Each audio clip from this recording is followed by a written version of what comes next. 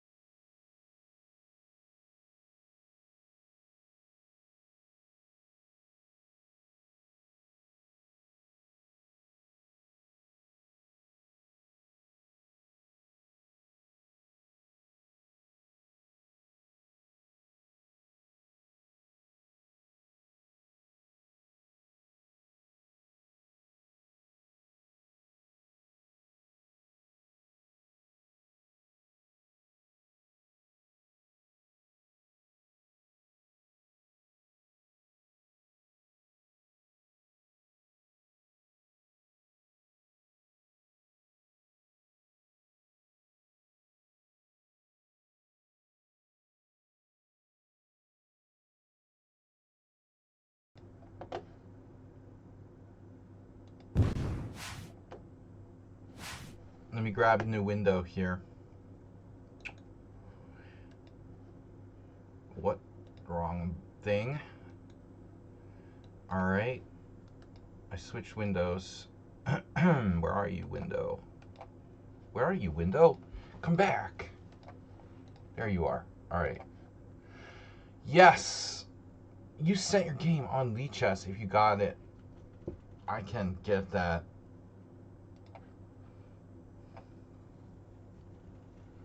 I can and will get that. Today's title for today's stream is Understand Chess. Yeah, that was AI that came up with that.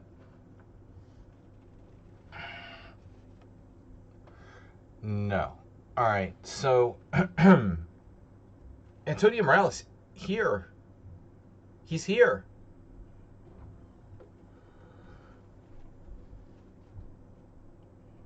Mr. Spock, you are not Arsenal fan. Let me get. It's weird. I didn't see your message.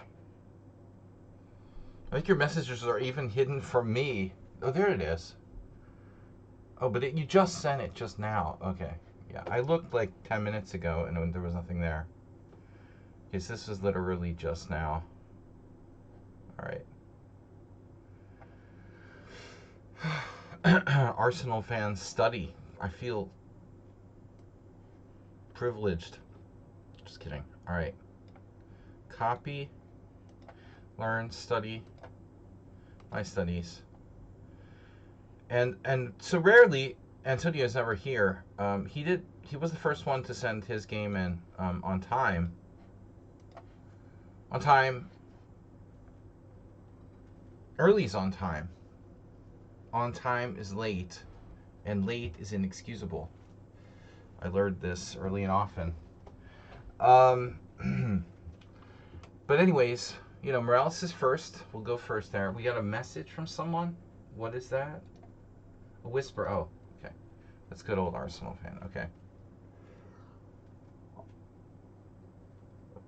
All right, guys. I'm just gonna take a couple sips of coffee before we get started. Get my mind in gear because I have a brain aneurysm or something. All right, we got Morales first. We got a game from. Okay, that second game I just put in there for fun. Then there's Sun Prism, Radic, Dusan, and Arsenal fan, and maybe Geller, if we can get to it. In Among the PGN is a hit, and I love you, Easter egg. I love those PGNs. You never know what might be in there. Can I send a game? Yeah. You're a subscriber, Ghazi. I don't know. I need a new stream title. We should vote on a stream title every time I start a stream, so I get some more creative ideas. Understand chess. Keep it simple. Right? Analysis stream just turns people off. They're like, oh, that makes my head hurt. Playing Bullet blindfolded.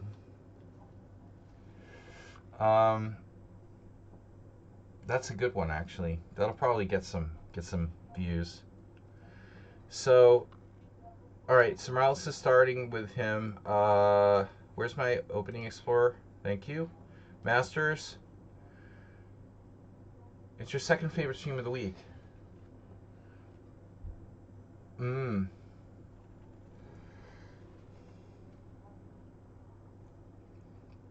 All right. We're not going to do any mom jokes. You or me. All right. We got e4, e6. It's a French defense. Lots of French defenses today. I think. Maybe not. Yeah. There are some French defenses today. Wow. It's like French defense theme day. Okay. So Morales versus QWERTY, a really original name. Also developed by AI. Morales is always sending in 3-0 games. Are these 3-2 or 3-0? 3-0? Why 3-0, Morales? Come on, bro. You're the one that used to complain about getting flagged all the time. Why do you play 3+0? I can understand he doesn't have time to play Rapid or Classical, but if you're gonna play Blitz, at least play 3+2. Okay, it makes the game a little longer. A 3+2 is equivalent to a 5-0, you know? So it takes 10 minutes if it's a long game. If you got 5 minutes, you got 10 minutes. I mean, come on with a 3-0. You, of all people, should stop this 3-0 nonsense. So rarely we can play a quality game with this time control. More often we can play a semi-quality game and then have it like be destroyed at some point. But let's see. All right. So Morales is white. It's e4, e6, d4, d5. You know, if you just want to show off a crushing victory, that's cool. e5, the advanced French. Black plays c5. No comments. I mean, c5 is the main line. c3 is the main line here. Morales, did you always play the advanced variation? You played it against the Caro-Kann, but I wasn't sure about your repertoire against the French. I think they're quite different. Believe it or not, the advanced French, advanced Caro-Kann. All right, so c3, it is the main move here, of course. Knight to c6 now by black. And yeah, I mean here you know, unless you're going to do like Kaprecik or whatever, like bishop e3, there's the old, what else is there? This is French, so, well, knight a3 is you know, there is occasionally a3s, right? You might see that. Did you play that? Somebody played that. Knight f3. It's usually played a move later, the a3, right? On the next move, after queen b6. But I'm just saying, like, I think there's an offbeat variation with a3 right away. Knight f3, and now knight on g to e7. So black plays the Mr. Coffee variation. So here a3 is a thing. It's the third most common move. The the one thing about this move, I don't know much about this, almost nothing, other than the fact that it is a playable move. Um, it blocks the defense of c5, so that's a possibility. White can take on c5. The the the truth is that I guess that move isn't so great because white won't be able to defend e5 and c5. So he's going to have to give one of them back anyway. So this is the point. This move not considered to be a problem, although it's playable. Black goes knight g6,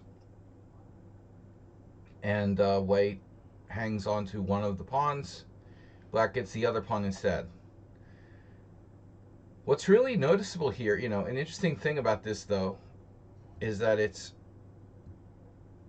6 games altogether. Damn, dude. I mean, that's like, nowadays with people learning openings and like courses and whatever, I think that, surprise ideas are more valuable than they've ever been. So if you worked on something like that, it could be a good. There's like dollar signs in there, shit. I don't think those dollar signs are gonna work. Are those dollar sign annotations gonna work? $2, $2, man. Copy.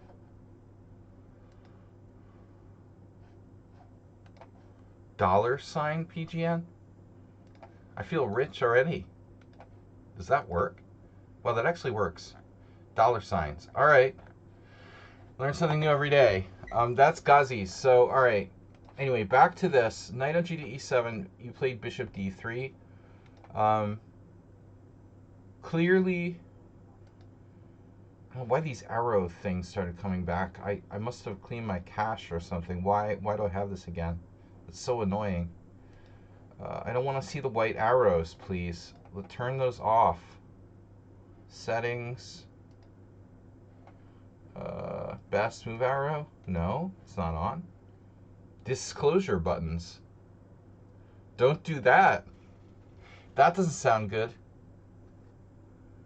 I think it must be under some other setting here. How do I make those go away? They're so annoying. I don't know. Anyway, make them go away. What is that white arrow, dude? Make it go away. Make the white arrows go away. Help.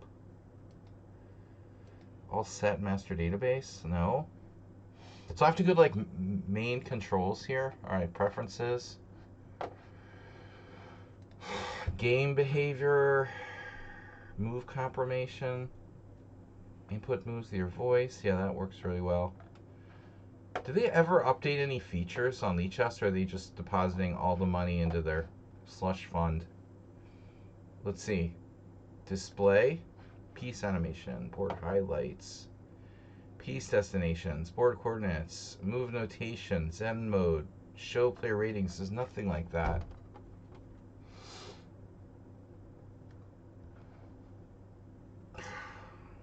I don't understand, dude. Slide variation opacity. Oh. Okay. Variation opacity. And where would that be? Oh my god. Thank you. Variation opacity. That should have been part of the slush fund.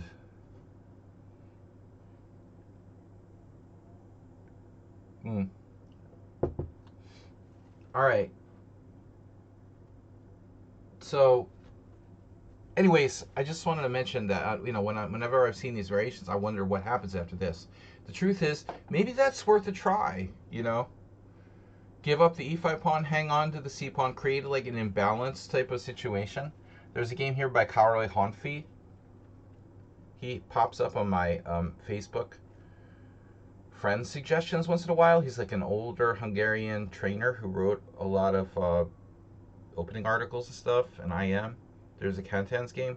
It's probably playable. Anyways, so there's also bishop e2. So if you play bishop e2, you keep the defense of d4 on, and so black needs to apply more pressure to take down d4. But Morales goes bishop d3, so this is number 2 most common move. You're ready to take out the knight on f5. Do we have any ambulances here today? 19 viewers. Understand chess. We're trying to understand chess. Okay. Bishop on d3 interferes with the queen. So we got less defense there directly, but we threaten to take out the knight when it comes to f5. It's all about d4. Black wants to apply pressure, often by queen b6, against our center on d4. This is going to take out a knight on f5. The thing is, we don't necessarily want to do that in just every situation. Now, Morales' opponent in this 3-0 game, which is very fast, played a very strange move now. Normally, c takes d, or knight f5. It looks like knight f5 is considered to be the best. And most players castle now. And what's the idea with this? This is just another pawn sack. Castle, cd4. And then you take. Okay, so that's the idea. It's not a pawn sack. I guess you could sack a pawn, right? Well, this hasn't been tried, but you could try to do some kind of, pawn sacky poo, I suppose. There's always a way to sacrifice a pawn, right? b4 is ugly. I don't know what that is, but this is the idea. You wait till they take, then you take, and then you take back with a knight. Koprichik, leg key, 1984. Anyways, I'm just trying to understand what the correct sequence is here. Thanks, Move11, by the way, for being a founder. So he's been here so long, he knows about the opacity setting. I forgot about that one.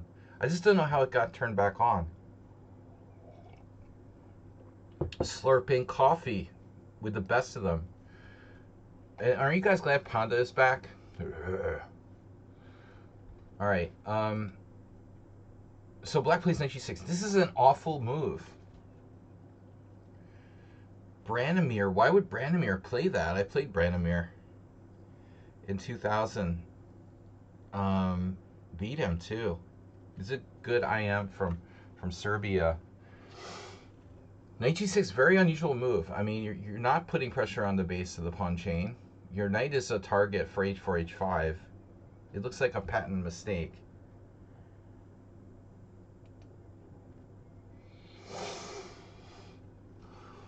So, Morales just lets it rip with h4, no messing around. I mean, obviously you could do other things. You could just castle and play fundamental type of chess, but if you did that, maybe he's somehow getting away with something, and I don't know. Aaron Jacobson. So, h4 going for it. What's black going to do? C takes d4, hitting e5. So, black is threatening to take on e5. White recaptures.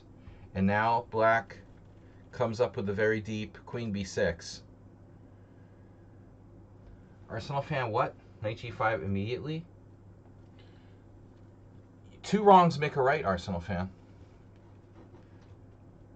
Astrobate approved. Knight g5. The two wrongs make a right strategy of chess. You do something wrong, I'll do something wrong. And my wrong is better than your wrong thing. I mean, knight g5 may be playable, but you're fundamentally... Let's put it this way. There are moves that improve your position holistically and try to take advantage of the opponent's mistake. And then there's moves that just try to take advantage of your opponent's mistake but aren't like improving your position holistically. I think the problem with knight to g5, and Astrobate was often guilty of this, is leaving your You know, leaving your d4 pawn unprotected, launching on this like adventure, you know, it's like cheapo-ish sort of stuff where we're going for queen h5. But yeah, the theme is there, but I think it's just too early. You know, this is h4. Okay, you could argue, well, h4 is not such a constructive move, but you know what? It is a little bit because of the rook. You know, it's not just about attacking the knight, but you are actually increasing the mobility of your rook along the h-file. So I think it's a far more constructive plan than knight g5. You know, that doesn't mean that it's necessarily the better move, but that's how I look at it. It's a way to understand chess. C takes d4, C takes d4. There's more than one way to skin a proverbial Arsenal fan, to skin a Liverpool fan. Sorry, I meant Liverpool. C takes d, C takes d, and now queen b6 novelty, but black seems unaware of the fact that he's just lost time, right? h5 and then back, so he's gained nothing. White has gained space and kicked him back. Now his bishop can't move. And there's always rook h4, right, Morales?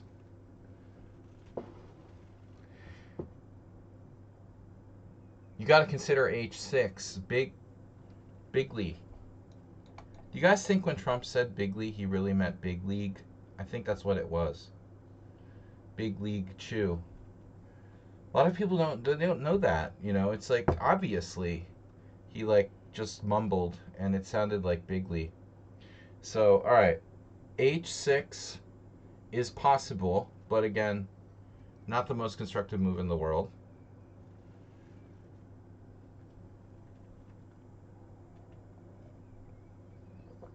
Rook h4 also. That would forfeit the right to castle while defending d4. d4 doesn't need to be defended right away because we have the old knight takes d4, knight takes d4, queen takes b6 takes d4, and bishop b5 check, winning the queen. Easy, right? So you got c3 square. Yeah, this is like a model game.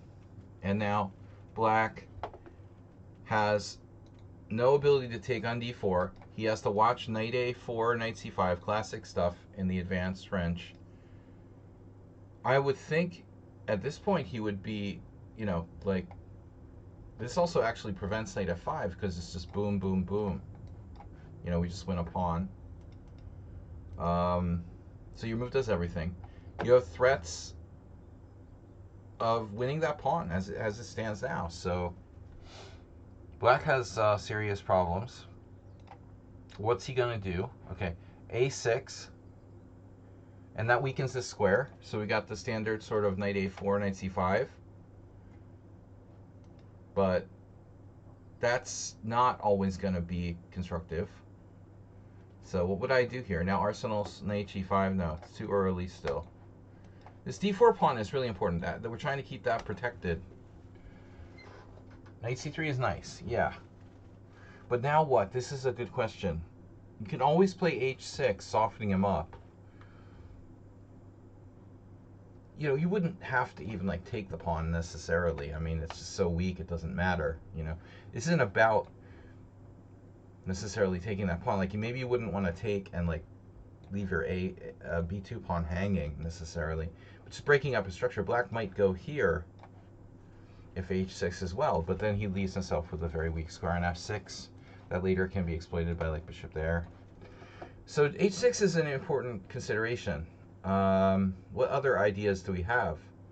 Knight e2 transferring to the king's side is a possibility, but again, I like this, especially now. Oh, sorry. Especially now, you know, here, because of this, these squares, because of a6 on the queen side. So Arsenal, yeah. Morales plays a3. This move has some drawbacks, because, you know, you got to give squares to get squares. You take away b4, but you do weaken your light squares a little bit. The thing is, you're better placed, so he can't take advantage of it. What's he going to do? Knight a5? Yeah, the dude has like no pieces developed. You're crushing him developmentally. He's like close to lost already. This is great, but speaking of constructive moves, it's defending g5, but not the most constructive move. Now you played bishop e3, so it's a trap.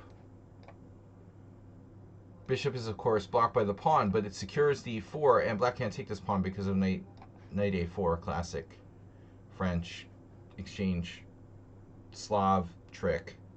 Because the a3 defends b4, that would be his like getaway square. Oops, he can't get out. So, yeah, he's like hosed spatially. But I just want to say, like, of course you can also do like the standard sort of knight b4. Sorry, b4. B4 looks perfectly fine as well. You ended up doing that on the next move. Bishop e3, yeah, this is going to be a wipeout. Bishop d7.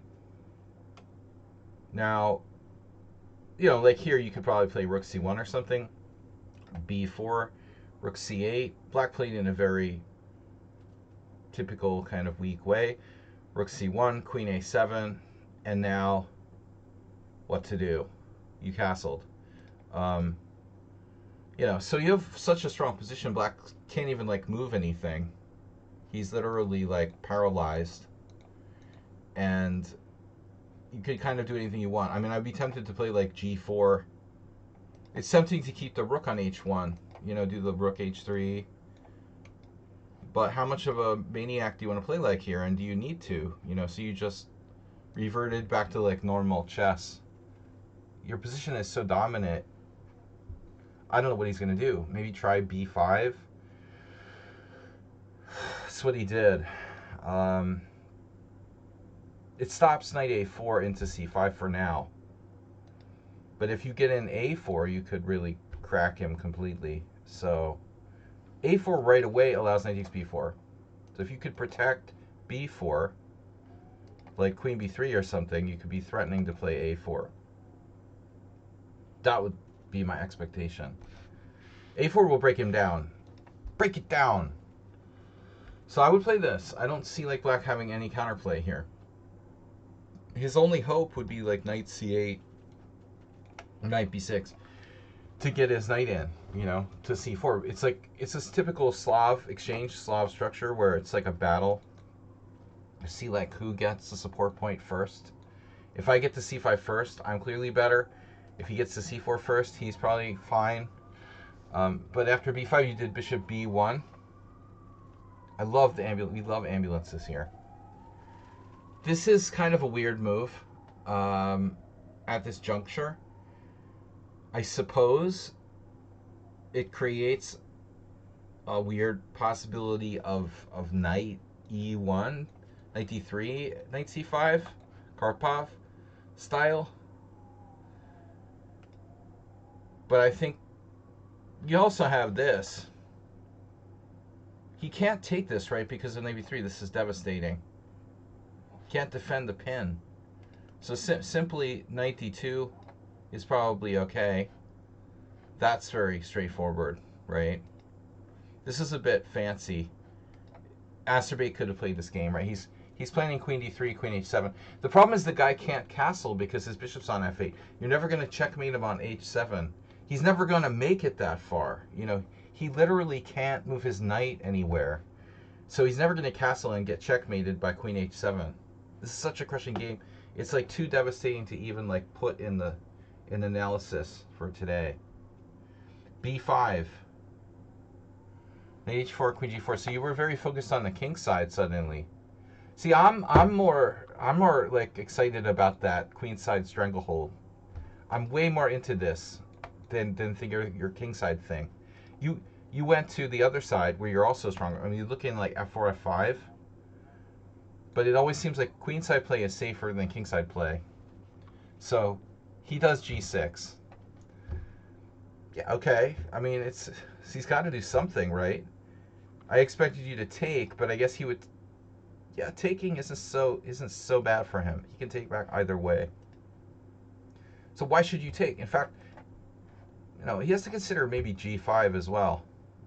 Maybe g5 would be better, right? I mean, he can stop you from going to h4. Then you have to play a different plan, knight h2 and f4. But either way, you're going to crush him. It's obvious, you know, this is over. I mean, white's advantage must be like +3 at this point. That's like up a knight. Let's take a look. I'm getting good. I mean, I'm really close today. It's my third evaluation guess. That's like within 2/10 of a pawn or something. Almost. It's 2.7. Yeah. So knight h4, g takes h5, queen h5. Black's totally lost. I guess rook g8 would be a reasonable try.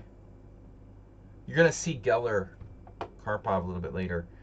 Bishop g7. And what are you going to do? Castle? Oh my god. Knight e2 now. Here comes the cavalry. But where's that going? You need a square. You'll move the queen to g4 and then play knight g3 or knight f4 to h5. This requires like a parental advisory. Graphic violence. You didn't warn us about this. King f8. Oh my god. Parental advisory. Mature audiences only. Queen f3 now instead of g4. King e8. Oh! And now the rook fd1. This is a bit aesthetic. Want to use all my pieces before I attack. And now a5. Desperado. So he's undermining your b4. It's a little late for that. You gonna sacrifice a pawn? No. The computer wants to. Morales was like, oh no, I don't want to sacrifice a pawn. Oh my god, my b pawn. The Morales I knew wouldn't be afraid to sacrifice that pawn. Oh, here's where you got flagged. Oh my god. QWERTY 2100. The king side is so far gone that like losing a pawn on the queen side doesn't even matter, right? Like here, here, here, here, you know, here. Come on. You're just not, yeah, you're not fast enough. a5, b takes a5. Slight inaccuracy. He should take, I don't know what he should do. Take with a knight maybe to try to go to c4. And then he gets flagged. White gets flagged. Knight g3. So you did sacrifice a pawn ultimately. Here, knight h5. Yeah, this is why we don't play bullet chess, because it's stupid. 3-0 is basically, well, for better or worse, it is bullet chess with a bonus minute. So black wins on time after the beautiful bishop f8. And the finishing move, my instinct is that knight f6 check is good, but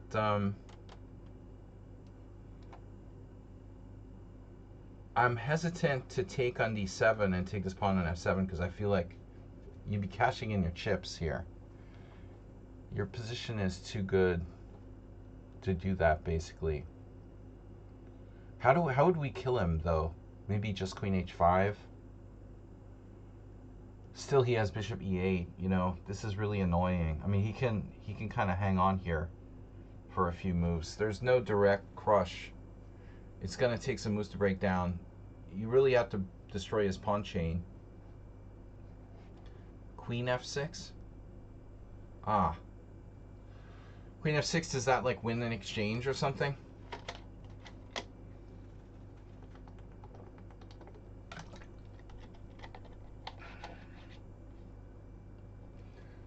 Queen f6 followed by bishop h7. He has rook g8, rook g4. So queen f6, rook g8. And if you play bishop h7, he has only one square at g4.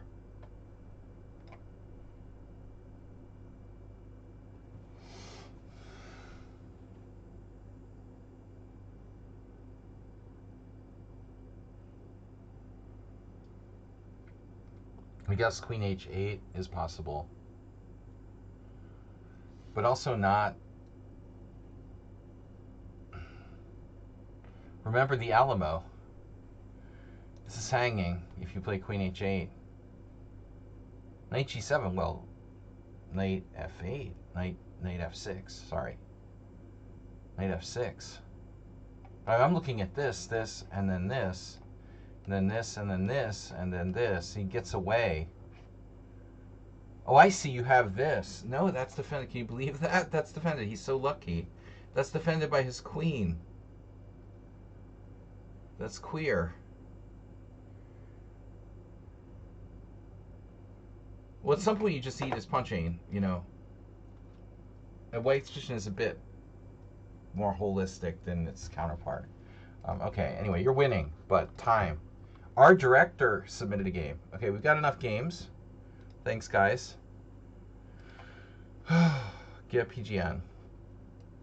Endgame analysis. That's the name of this game.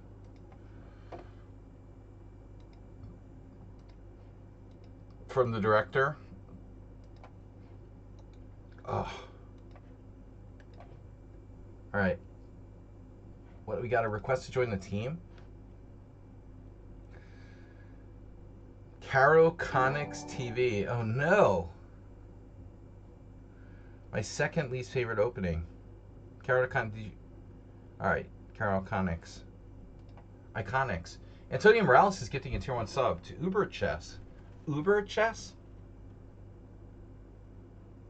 Hey, what's up, man? NPC, you're back. I hope all is a little better.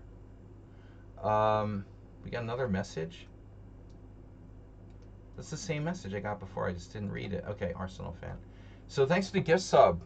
Morales. Gift subbing. The Black Void. So, alright, Morales is down. This is just a little blip on the radar. Good to see you back at Mad NPC. I hope you can occasionally drop by. I know things are not easy.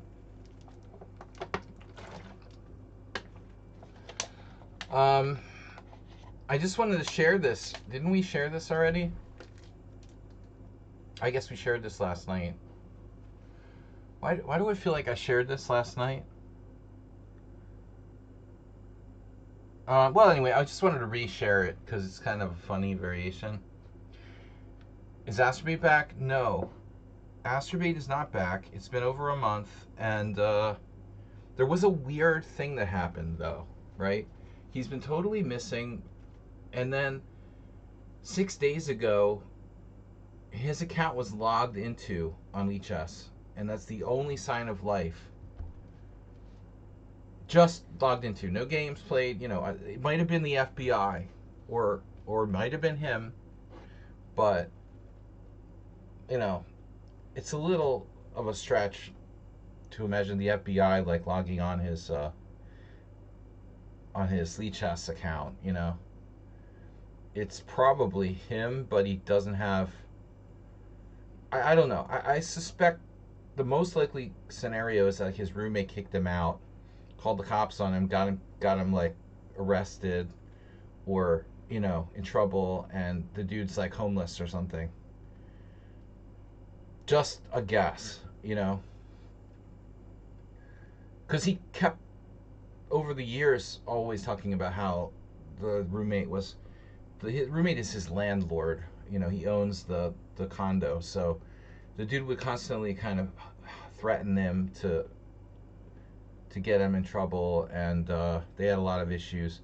So I imagine of all things that could happen, the most possible scenario was getting kicked out of his accommodations, and you know, he's basically like, I don't know. I'm just guessing. You know, could he be homeless? Hmm. Yeah, Ghazi, a guy who's followed my stream for like 9 years, and he was the most faithful viewer ever. And he just suddenly went dark. Um, he's always here. He comes to every stream. He was doing lessons with me, and then all of a sudden, he said he had a problem with his iPad. Had to upgrade his iPad, and he's gone. He said I might not be back. So I don't know. That's the lore. Anyway, this is Pilly versus Drown the Clown. Just a quick little thing. Drown the Clown sent me a message like last week about this line. He was excited about playing this because people don't know what to do with white. And most people do like take, maybe play c3, defend their d4 pawn, and then go after this pawn. And even this isn't bad for white. But what Pili M did was really brutal. He played exactly the recommendation in the opening explorer, bishop c4. So rather than just play routinely, like securing the pawn on d4, trying to target this pawn here, when black can play c5, notice we can't play d5. This move is very brutal. It basically refutes UberDriver's cheap variation. It looks like this is the best try, probably knight d7. Someone, random guy losing to Robert Hubner in 2001. Silvino versus Rui Damaso. There's a few games. Heidenfeld had a game. It looks like there's a few games.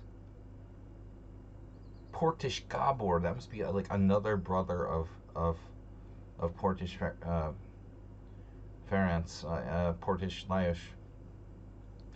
Okay, anyways, so I just want to show you guys this brutal line. Black plays c5, walking right into it, and then d5, and white is clearly better. Yeah, playing for cheapos. Does anyone understand what happened next here?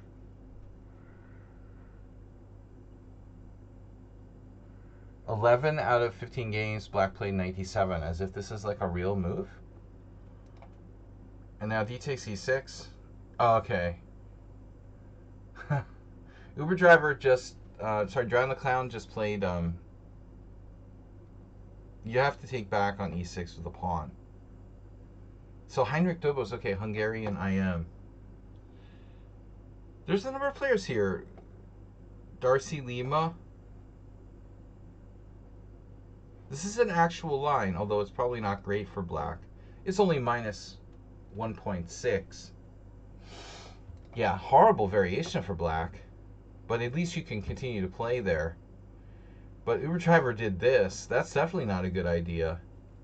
E takes f7 check, realizing that this now loses a piece and, you know, everything basically to bishop g5 check.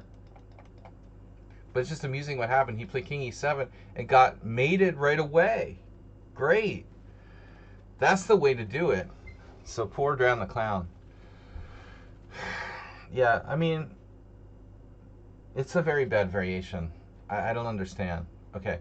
Anyway, that was just a little bit of light comedy. You know, since Azerbaid's not here to share his really weird games, which we usually open with the Azerbait game for entertainment. Okay, now we're on to serious stuff. I've got a game from, thanks again for the gift sub. We got a game from Sun Prism versus Stapvargan from yesterday, from our team tournament. Redusa sent his game against me. Uber Chess, someone clowning around. Looks salvageable. Geller versus Karpov, 1976. Dumapov, I call him.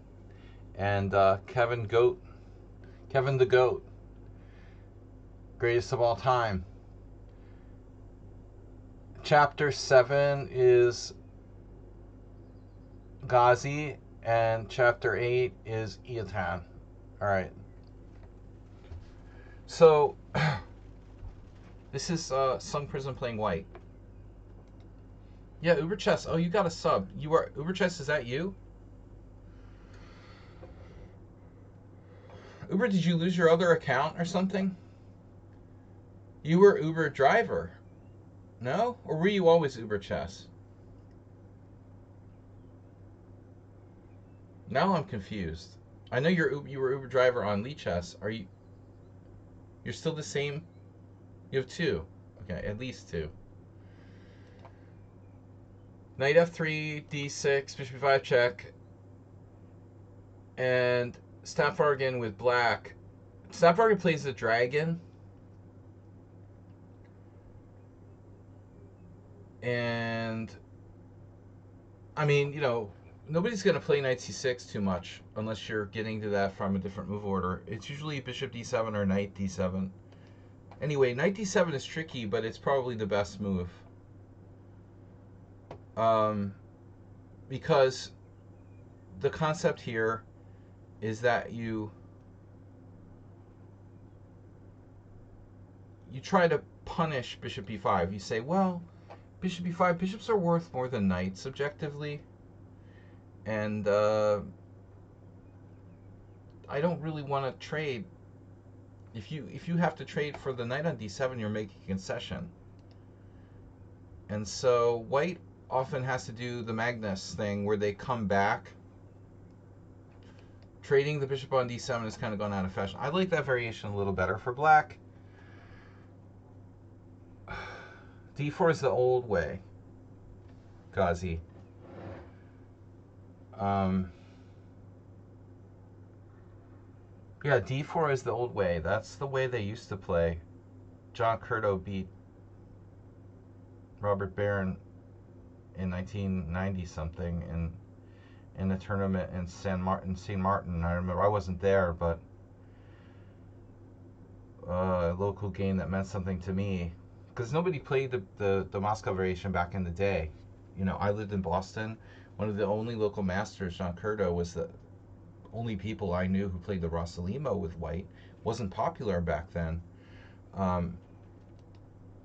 So that's the older way. You know, yeah, we're going to try to open the game. Castles is the Carlsen. And where you're willing to, like, try to keep this bishop. Play it like a Kopek system or whatever. Anyways, bishop d7 is the main move, but also not as combative. And so white usually plays, takes in c4, but there's also c4 and there's also a4. And there's even queen e2.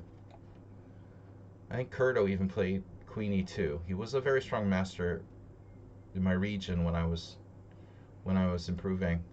But bishop takes d7 check is his main line. It's like Wesley So chessable course, right? Of course, Carlsen did the most to popularize the system, but I prefer moves to keep the tension here. You know, if you look at the statistics, it does look like c4 and a4. It has a Bogo Indian feel.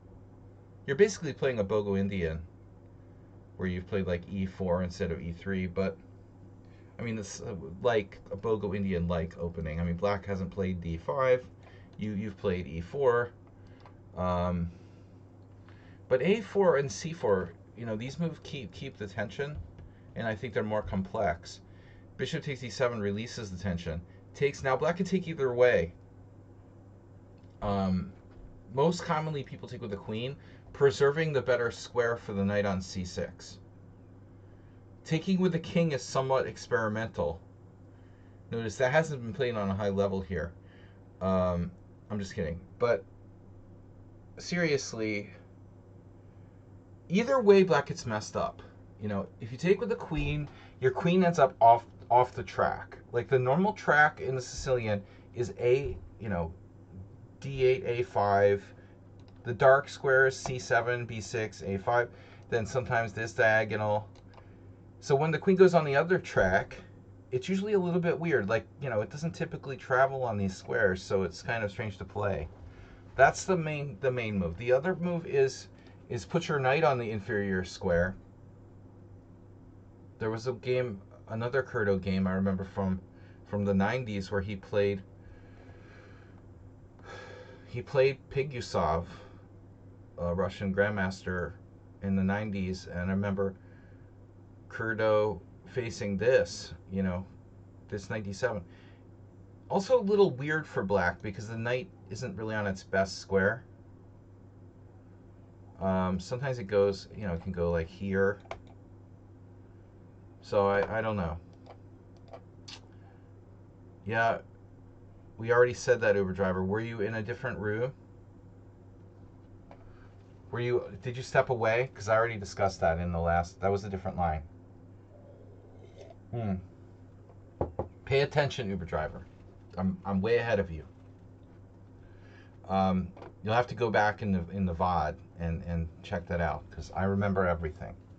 Now, bishop takes d7 check, queen takes. Now c4 is commonly played. There is this move queen here, where black can try to grab a pawn, but it's very, very greedy. So if you play c4, there have been examples of this happening. You can see it goes back to 1972. Hort, Reykjavik, and Walter Brown. Walter Brown, interesting, playing white against Quinteros in 1974. You already said that? All right. But actually, I guess there's no harm in waiting.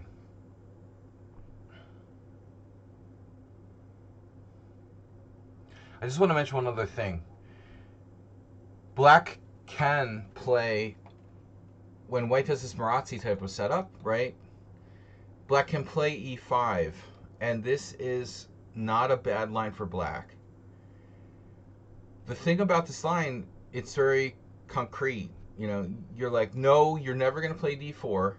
I have my fair share of space. But black ends up with kind of blocked in bishop on f8. I played some blitz games with this. It's okay for black. It's not so bad.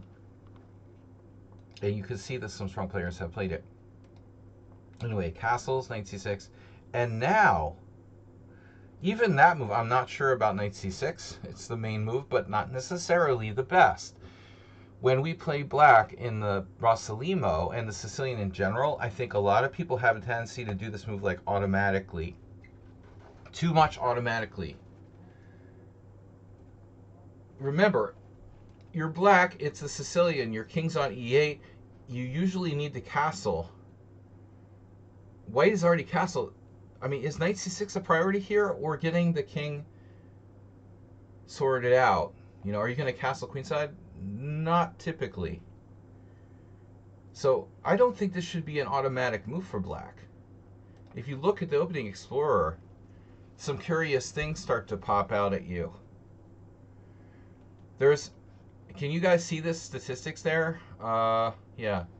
So look at the graph. Knight c6, 20% winning for black. Knight f6, 21% winning for black. e6, 25% winning for black. g6, 27% winning for black.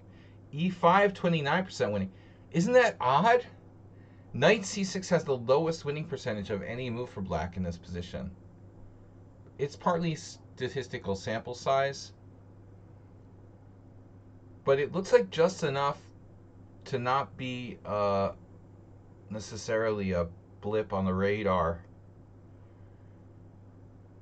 Not sure what we really have to gain by knight to c6. We're going to play that eventually, but we're not like really stopping anything. E6 looks like a move that has a decent score.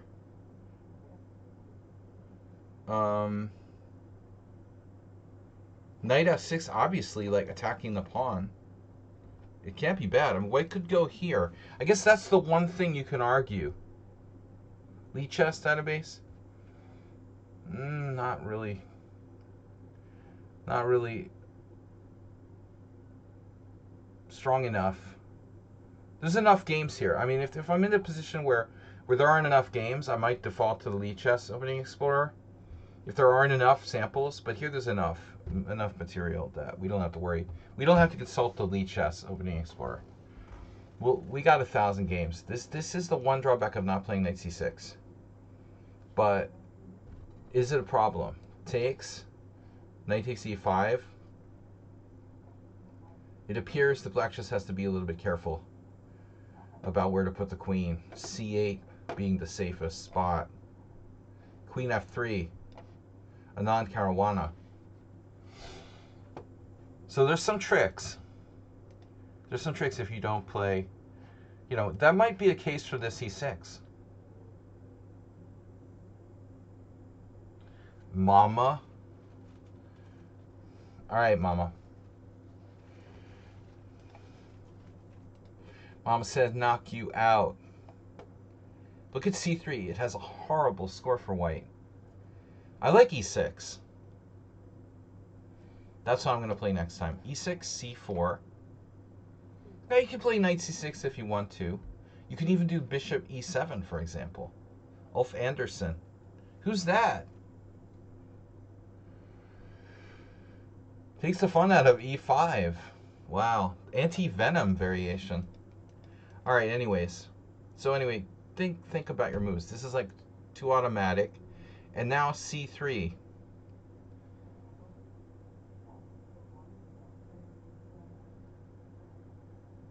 But I mean, the main move would actually be, I thought would be c4. But I'm wrong.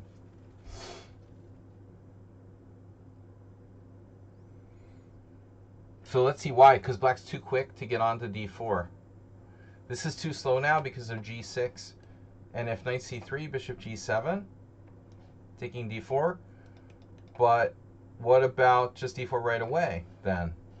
Knight c3, sorry, g6, d4 right away, cd4 or bishop g7. cd4, knight d4, bishop g7 or knight f6. Bishop g7, Kramnik Van Velde, 1998. What's the problem here? Officer. Here, f3, castles, knight c3, and a massive transposition. So I'm not sure if ultimately, I mean, my question would be ultimately, is c4 really worse than c3? What does computer say? No, c4, they're the same. All roads lead to point one advantage. c3, now the thing about this line, I think I lost this position with black in the World Open in like around 1998 to this guy. He was 2200, 2300 max. I can't remember his name. Selected memory. I played like, yeah, I regurgitated a main line. This was the main line. I regurgitated, is that your new idea, Uber Chess? I regurgitated the main line here.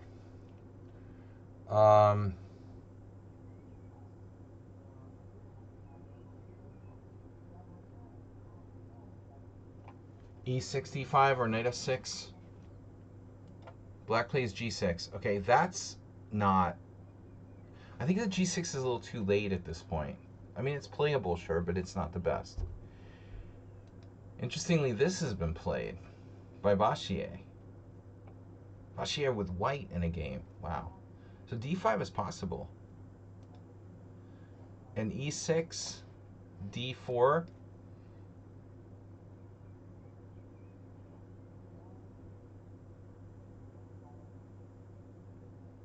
White looks a little bit better. d5. Romanishin. Romanishin is playing in the European Championship. He's got to be like 80, and he's 2250. He's awesome. I don't know. Maybe Romanishin isn't quite 80, but he's getting up there. He's in his late 70s. He's playing in the European Championship in Poland with like a million 30-year-olds. I think he just has so much just amazing guts, you know, to put his 2250 rating on the line. He doesn't quit. He'll never quit playing chess. All right, so c3, black played g6. This isn't really right. d4. You have to play c takes d. C takes d, and bishop g7. So white is better. But now what do? Do you go d5 and try to fix the structure? Because normally what would happen here, like my game from the 90s, was something like c3, e6, d4, cd takes, d5, e5. I had this kind of game, like here, here, here. Well, it looks like kind of equal. White has a little bit more space. There's also knight f6. Black could put the knight on f6. So let's say black goes knight f6, d4, cd4 takes, d5, e5, knight e4, or even knight to g8 back. I think the game that I lost might have been one of these. I still can't remember how it happened. Anyways, I had enough. I was like, I'm not going to play this anymore. If I lose to a 2200 playing this crap with black, this boring, symmetrical, equal balanced material line, I'm just, yeah, white needs to defend this pawn. It had to be rook e1, actually, then e6. The game I lost must have been this. d4, takes, d5, e5, knight e4, and now knight on bd2, something like this. Knight, very boring. White has a tiny space advantage. I still can't remember how I lost. All right, anyways.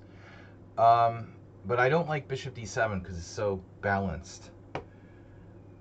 So d4, c takes d4, c takes d4, bishop g7. White's better now, but I'm wondering about d5.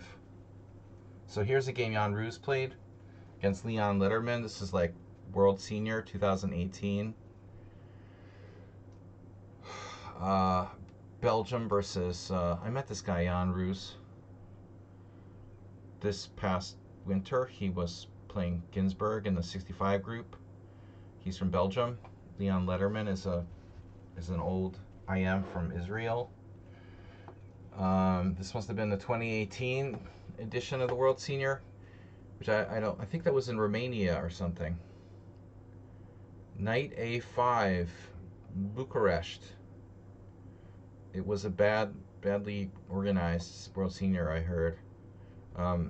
Yeah, this is very strange. But d5 is possible. You would expect knight e5, no? It's weird that Letterman would play here. Who puts their knight on a5 in a position like that? That's bizarre, you know? You just go here. I would think e5. Yeah, and knight a5 is bizarre. White is better there. So you can play d5 here, Sun Prism. At the end of the day, I mean, the thing is that your pawns are on the right color.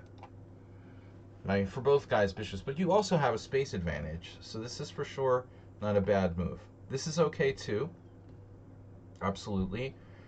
And there's a game Wrublewski, right? He was a very strong player. Now black's turn. Watch what happens. So what is that? What just happened here? I talked about the track. See, black was like, I don't know what to do with my queen on d7. I've been there before. I understand. He felt like his queen is in the wrong place. And he probably wanted his knight to be able to fall back to like d7. So, or even b8. And to get his queen here, also back to the natural diagonal. But it's a waste of time.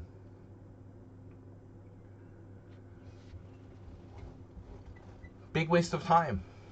Look at the score. White won almost every single game from this position. Coincidence? I don't think so. Knight f6 is the only move where like black hasn't lost a few of the games. And now d5. It's horrible for black. So I think you did the right thing, like waiting on d5. This is even stronger. Knight. Now queen d8 is a new move. Actually, probably not so bad to play queen d8. Bishop e3 developing. And now knight f6. And then very natural threat of knight g4 in some positions. So the computer doesn't like your move, but this is fine. Maybe there is a problem though. Black has d5.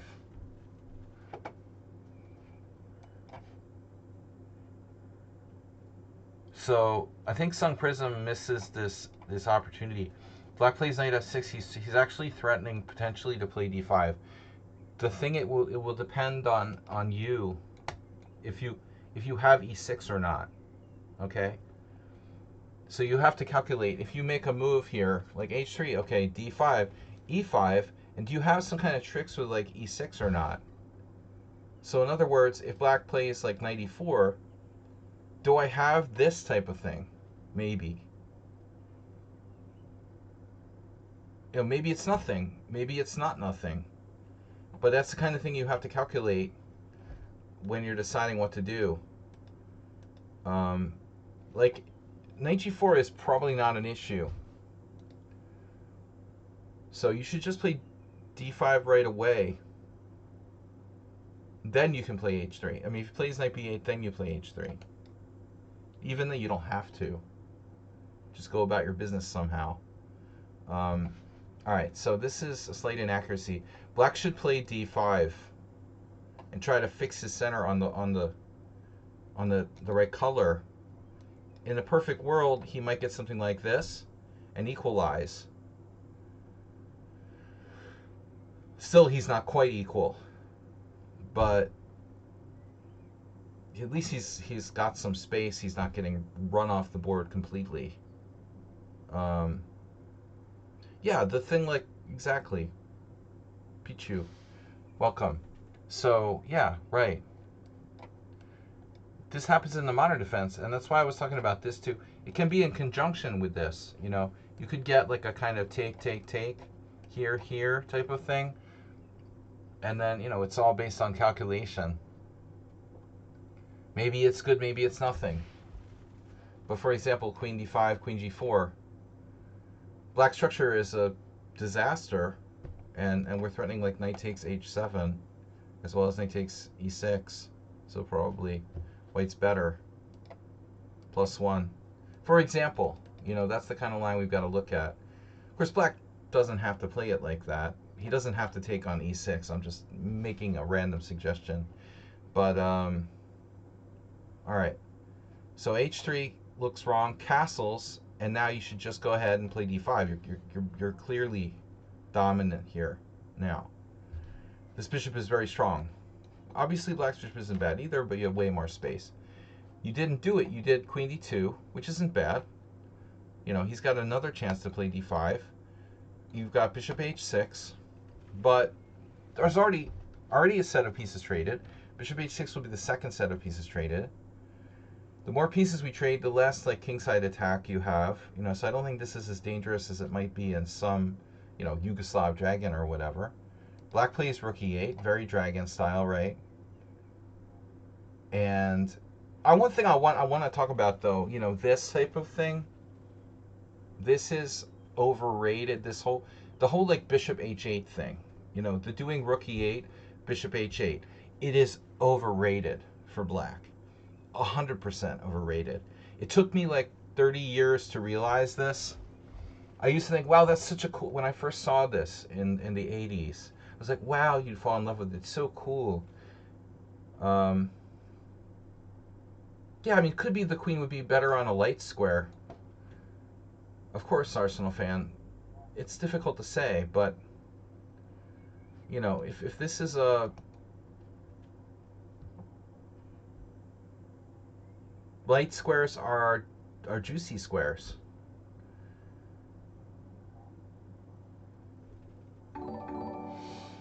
Um, so I want to mention this type of thing, this routine thing, whereby black does this. Sometimes it's better just to let white trade on g7 and suck it up. If I were black, I wouldn't play bishop h8. In fact, I wouldn't play rook f8 to e8. You know, I think that he shouldn't do that. Black should probably just do this, which he should have done before, honestly. Get some space, man, before it's too late. What would Joe Biden do, you know? So anyway, yeah. Rook 81, we got a notification. Jose Fern 777. Champagne. Rook 81, now a really weird move. Knight A5, Leon Letterman. Oh, no love for Biden. Okay, Knight A5, hitting C4. Suspicious, right? Arsenal fans' earlier suggestion of the queen being on e2, well, he didn't say queen e2, but these squares could be better than a queen on d2. Queen on d2, it doesn't protect d4. d3 protects both central pawns. So here, maybe here. And of course b3 is automatic, but it does weaken our c3 knight. Knight c6, he goes back. I thought that black would play rook c8. No? He goes back. And now rook c1, redeploying. a6, okay. This is weak. Very routine play by both sides, to some degree. And black, now it's probably too late to play this. I don't know. Yeah, maybe not. I mean, we've got to watch these squares. I don't know. I don't like this knight appearing over there, but e4 isn't well protected. He had a million chances to do this. What are you going to do? I mean, you're going to have to play e5, and then black's going to go here. And are you telling me the taking is good? Because of this?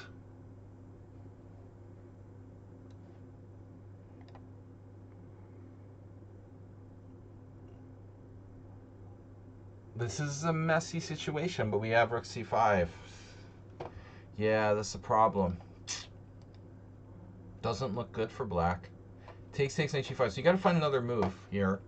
I guess f5, right? b3, b5. Okay.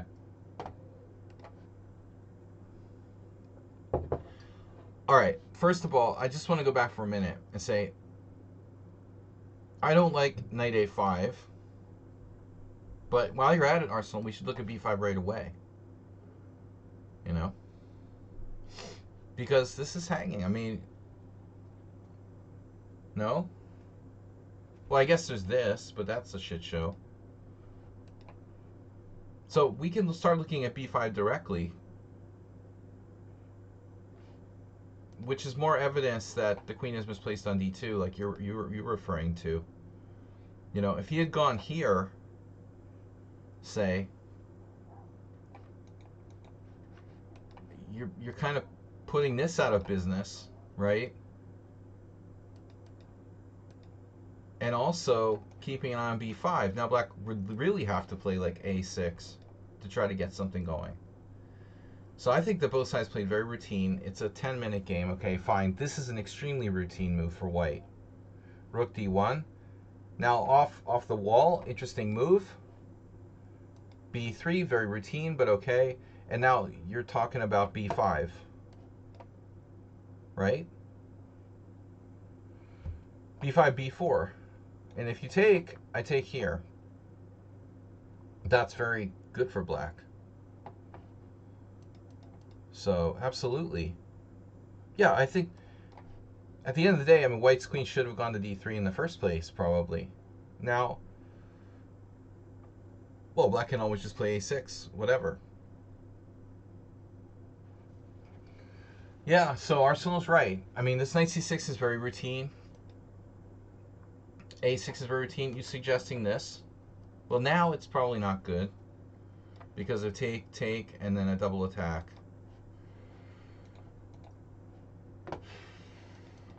So with the rook on c1, it's a different story. a6, here, here. Now, bishop h6. Now this is protected, so b5 is late. Bishop h8. See, the computer doesn't like bishop h8. There's a problem, though. If you play e5, you say, okay, trade my dark square bishop, then white can say, no, I changed my mind, and go here. This is the kind of thing that I would be worried about. But it's got to have to be calculated. When black goes e5, suddenly white's like, no, oh, wait, I don't want to trade my dark square bishop, I changed my mind. Yeah. So, what do we do? The computer's got nothing better than just trading it and admitting that white has just a tiny edge here, or something like that. Like a Roy Lopez type position. Bishop h6, bishop h. So bishop h8 is overrated, I told you. d5, white now has a very large space advantage. Knight b8. So the standard thing to do would be this track here. Trackball. Get checkmated. That's what happened to me in this rapid game against this FIDE master Jürgen Brushkern. He's not a great player, but he killed me in this one rapid game because I did this with black and I learned my lesson. You know, don't do this because you just get assaulted by like a large contingent of pieces over there. Very easy to play this for white now. Just push the pieces over there and like attack h7. Black doesn't have a lot of counterplay. I would think, okay, there's a little bit of problem with maybe c3. Maybe black can play queen a5, I don't know. Right, so he's coming with knight on bd7. Queen d3, knight bd7. I'm not sure queen d3, you know, it feels a little late for that. White didn't really have any master plans or anything. He just comes back, knight c5, and then takes. And black's okay now. This is a massive concession. We didn't want this to happen, but I think that it's a matter of time, you know. And now take with the rook, and black is fine. Now that bishop, he's glad he kept it, and actually black has all good pieces. I would say black is fine. Knight a4, and there's this annoying b6 square, whatever. Probably rook c8. So he trades and gives white. He gives gives white the open file. But this is not necessary. Maybe black should play rook c8. I mean, rook c7 is possible too. I mean, it looks weird, but yeah, maybe. Yeah. I don't think you should concede the file. Okay, rook takes, and now looks like black is just kind of making random moves. Queen a5. Okay, there's a threat of b5, I suppose. This puts the kibosh on that, though, because now the c6 will be a killer. Black can't consider moving the pawn to b5. And we're going to see this game become a shit show, because it's going to be down under 3 minutes, under 2 minutes for both sides. Knight d7, and Stavropolyan's been playing well. He's improved his results lately. Not against me per se, although he played very solid the other day. Yeah, white's got the open file, but nothing else here. Knight f3, and now you're asking for b5. That's what happened. And then knight c3, and white's just kind of holding on now. Bishop takes c3, queen c3. You don't win a pawn, you know, queen a2, rook a. What happens here? Bishop c3. What do I do? Do I take with the queen? Queen takes, knight d4, threatening rook a1, trapping the queen. That doesn't look good. So rook c8. Okay, black is better. And then one thing I will comment about this position, the structure is symmetrical. Where Uber Driver, you change colors. You're red, now you're blue. You switch from Republican to Democrat. How'd you go from red to blue? Oh, now you're Uber Driver 88. You're 68, sorry. You're logged into both. Yeah. 95 works here. There's the E1 square. And both sides are very low on time, so he has queen E1 check, winning. Actually, no, queen F1. So queen, yeah, he saw this, queen F1. He'd have to trade queens, and it's a draw. This is a draw. It's got to be a draw. I mean, okay, knight d3, bishop c3, keeping an eye on this square. Black could lose, but I really don't think he should. It should be a draw. So I guess Staffargan saw that, didn't want to go for it. He just took. Keep the bishop. Queen and knight is a good combo. White now plays queen e2. But why queen e2 to keep e1? Okay. It would be nice to have the open file, but he doesn't want to get checkmated. Checkmate is bad. Okay, queen e2. You got this, you got this, you got this. You're holding. You got knight d3. White's holding on. Black is more active, right? Now black is a tiny bit better, but it's basically a draw. It should be a draw. Bishop d4, g3, queen c8. Okay, that's sort of a stupid move. Both sides in time pressure now. Queen d2, blundering the h3 pawn. And black misses it with a horrible e5. And now he sees that. And fixing these pawns, it's a slight concession, but black is still holding. f5 is risky. It's risky, maybe it's playable. Yeah, maybe it's worth it. Okay, f5, interesting. And then knight b4, calm, cool, and collected. Sacrificing this pawn to get into c6, really, wow. fe4, knight c6, combative and quite cagey defense by white. And now Staffargan, I saw the end of this game. It was a draw. It should have been a draw. Knight d4, e4, queen d4, queen f5, queen c3, d5 drops. This is a weird decision by white, but he's in time pressure. It should be a draw. Check here, check here. King h2, e3, and now white blunders with a neat trick. What is this? Queen e7 threatens some queen f8, queen h4 perpetuals, also the e3 pawn. If queen e7,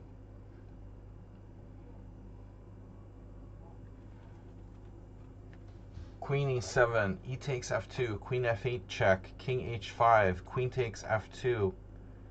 The king is not in a safe place there, but black's up a pawn. So f takes e3, blunder, and it's a draw.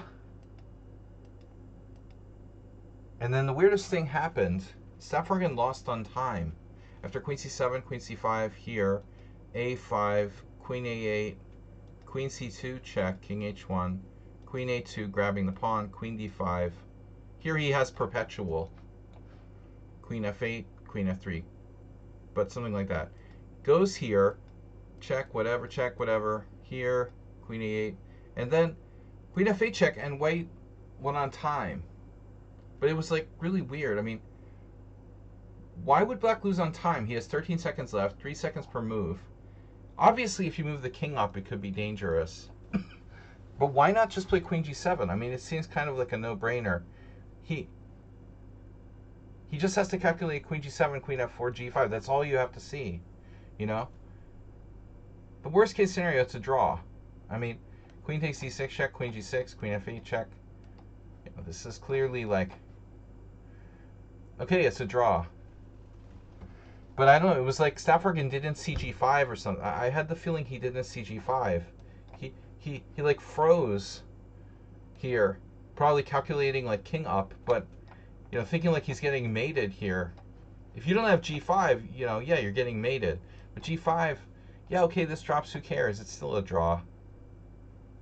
I think he can even play this.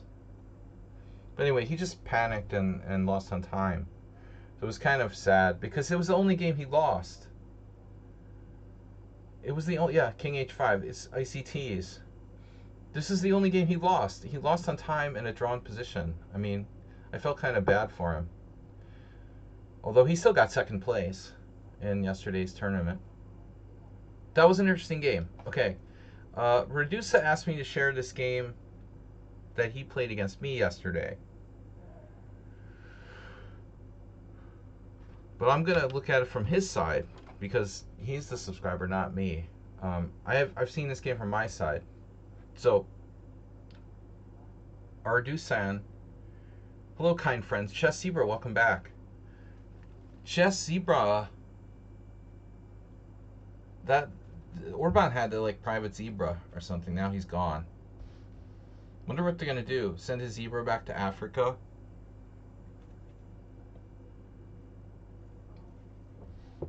Orban had like accumulated some African, friends. Some government like gave him a zebra or something. It's a big meme here. Um, all right, so we're black against me. I'm Dusan, Redusan, and I'm black against me. He plays the Grunfeld. I'm like, oh man, the Grunfeld's. It's a really theoretical opening, and I know theory, but I don't really like to play theory if I can just play chess. So I play knight c3, black plays d5. It's a Grunfeld, and I remember I had done this line before, e3, very quiet. Looking at the opening Explorer, um, I saw, of course, Mamedyarov has played it a couple of times. He's lost some games too. If you keep going down, he lost to Giri. Okay, he lost once. Mamedyarov lost once. He beat Giri, lost to Giri. He lost to Aronian, he beat Aronian, so he's 50% out of 4 games. But after Bishop G7, so I told you guys back in 2011 when I met Portish Lajos at like his last tournament ever. We played in this like IM and GM tournaments in Hungary, in Szentgotthard near the Austrian border.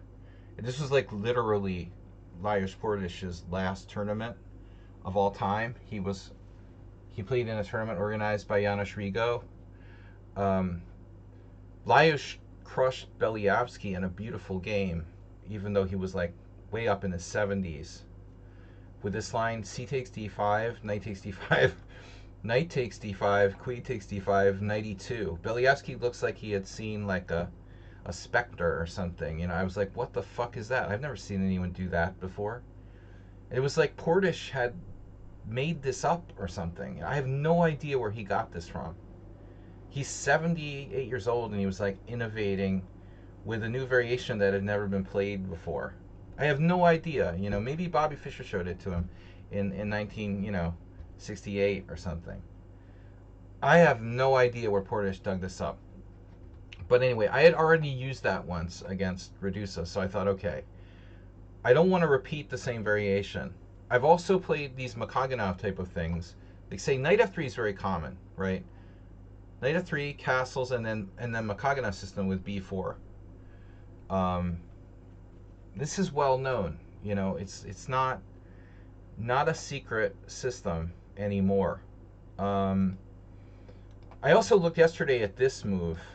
It has a very bad score. Look at that. Loss, loss, loss, loss, loss. So white doesn't have a lot of options here, right? I play knight f3. Okay, knight f3 is normal. I did queen b3, and this is like kind of like a Russian variations, except we played e3. It's not really dangerous. So Redusa's talking about what? Knight c6? Well,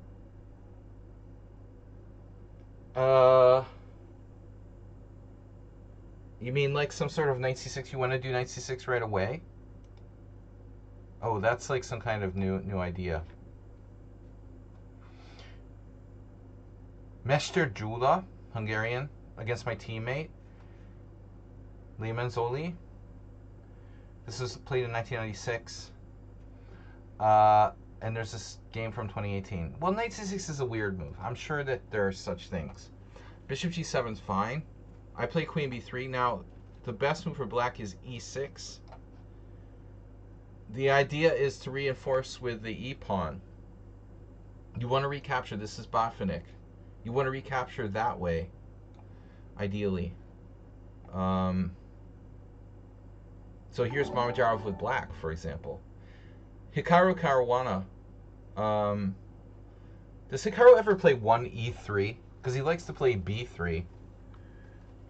He's probably done that before, right? Like 1e3. Um, anyways, e6 is probably my preference here. There are some other interesting ideas. c5. Dvoris Shuba, 1983. If you can play c5 in the Grunfeld, I mean, that's the idea. You're attacking my center at d4. You want to play. Get out of here, Uber driver, or I will time you out.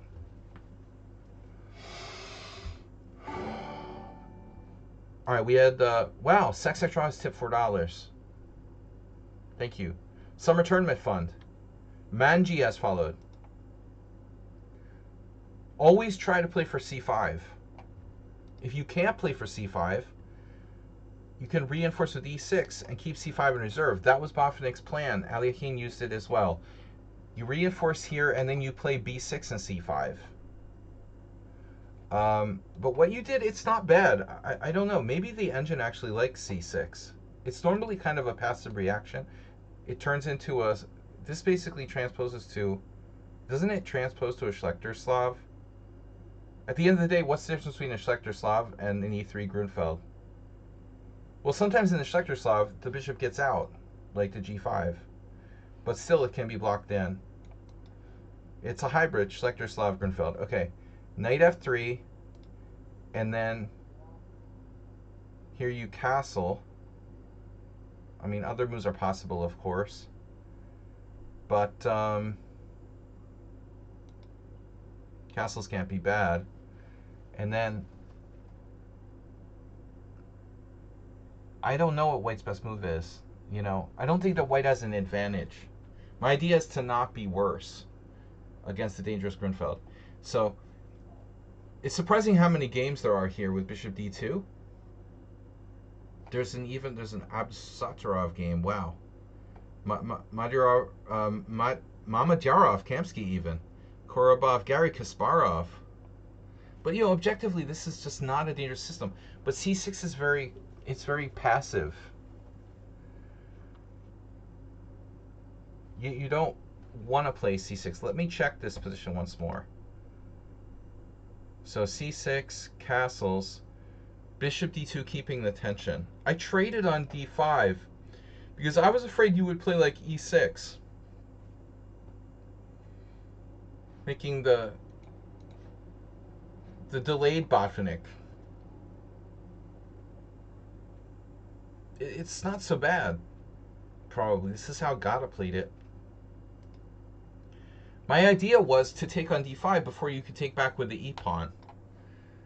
So c takes d5, forcing you to take back. Of course you could take with the knight, but normal take back with the pawn. And then we're following this game from 2017, Iturazaga versus Ponomarev. Ponomarev winning with black. Now I played bishop d2, which is a typical Farago Ivan idea. I might be able to use this bishop on the d2 a5. Instead of bishop d2, bishop e2 or bishop d3. Well, bishop d3 does make a difference, of course.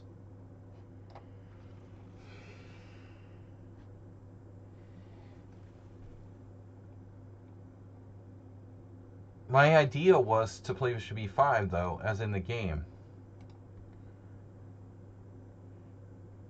Bishop d3 has the advantage that, like, bishop g4 can be met by knight e5. White really doesn't have anything here, objectively. But it's a very safe variation. Bishop d2, and now you played knight c6, and so here, there's a couple of games you can see. Halas Tomi, who's a Hungarian IM. Corey, that's a strong player. Gallagher, Joe Gallagher even. Rook c1 was played by most of these players. All the good players played rook c1. Totally normal. Some eventual tempo on the... Yeah, the d3 bishop is exposed to attack. If you get an e5 and then recapture, you'll be like hitting my bishop on... Exactly, Arsenal fan. Weedmaster Joe. Right, right. It's a Weedmaster Joe concept. So I tried something new. I played Bishop E5, and it turned out that Rybka, aka Iveta Rylik, had played, her husband around that time in 2008 had created the Rybka program. So they were doing a lot of analyzing openings with Rybka and using some of its ideas. I played in this tournament where this game was played in 2008 in Hungarian Chess Federation, probably. Um, but it's interesting. Iveta is a very, very aggressive player, and her husband is also a very aggressive player, although weaker than her. Uh, I was surprised to see Iveta play such a quiet variation, um, because she's normally so polarizingly aggressive. It's a really safe line for white. Queen d6. That's an interesting move. That's kind of outside the box. But Duong here playing a6, I mean, that doesn't seem like a great idea. A6 is like, why? Why are you playing a6? I mean, white's clearly willing to exchange this bishop. She's a French player, so I guess her concept is,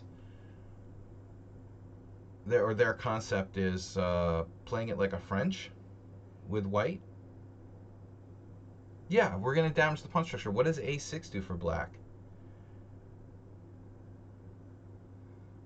Yeah, I mean, well, even bishop g4 might not be worse than a6. Sure. Who knows? Bishop takes f3, bishop takes f. Yeah, I mean, definitely. Although you do have to be careful of this, but this type of thing like takes. I don't know. Just a little bit of backstory about this structure. I mentioned there was this old game that Rudolf Spielmann played with black.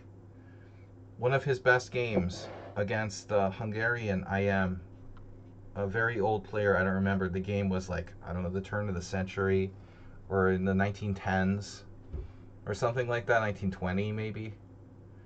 But Rudolf Spielmann played a game where he somehow like sacked a piece to achieve like e5, sacked a piece long term on white's center, and white's king was in the center of the board, and Spielmann was just like crushed him with the initiative after sacking a piece. Like, if we could get in e5 somehow, we could blow white away by opening up the game.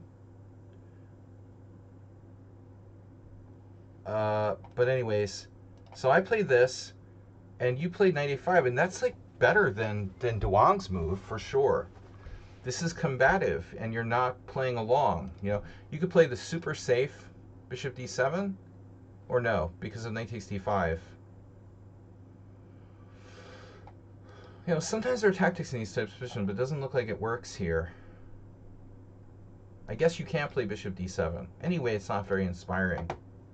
So if you can't play bishop d7, and a6 is lame, that leaves the Uber driver move. It leaves the bishop g4. Interesting. But this is combative. I like this move. And now I go to b4.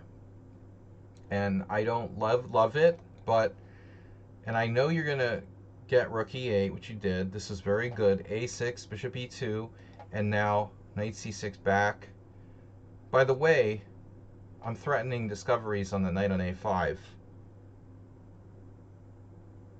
Like, I'm threatening knight takes d5, winning a pawn. So he can't just go like rook e8, I'll just win a pawn here. So he has to deal with it, which means go back. And now my queen has to go to a weird square. And we don't want to be like, Donald Byrne and put our queen on c5. Uber, you don't think you're a little obsessed with queen d6, man? So, queen a3, and then obviously the writing on the wall here, rook e8. So that's a big danger, right? Yeah, that's happened to a lot of people, right? Plus you've got the Rudolph Spielman now. If black to move and plays e5 here, black is better probably. So I'm like, okay, what can I do? You know, you're planning on e5. I could play maybe knight e5 myself. But by the way, like what happened in the Rudolph Spielman game was some situation where white was forced to play f4 and then black sacked a piece on e5, I think. This is a very different situation. You know, I might be able to play knight e5. Rook e8. I checked the Lichess Opening Explorer. Let me see. I don't know if there's any games from this position. No. We're out of Lichess Opening Explorer. Oh, interesting. Okay, here there is a game, but white played queen b3, which is sort of stupid. That's like offering a draw. If you play queen b3, it's a draw for by default, you know. So that's funny. There's one game with queen a3. Now there's 3 games. Oh, that's different though. The knight's already on a5. Yeah. White should play queen a3. I was inducing this move. You know, b5. He plays rook e8. And now, sorry, this is the position. Is this the right position? Yeah, rook e8. And now I went bishop b5. Even though I know he can and probably will very likely sack the exchange, I did it anyway. But maybe, you know, ultimately, this is a mistake. I don't know. Because I figured black is afraid to pull the trigger on giving up material. You know, so this was kind of a gamble. Amazing exchange sack to me. You know, you might want to have like a fan club with UberDriver, Arsenal fan.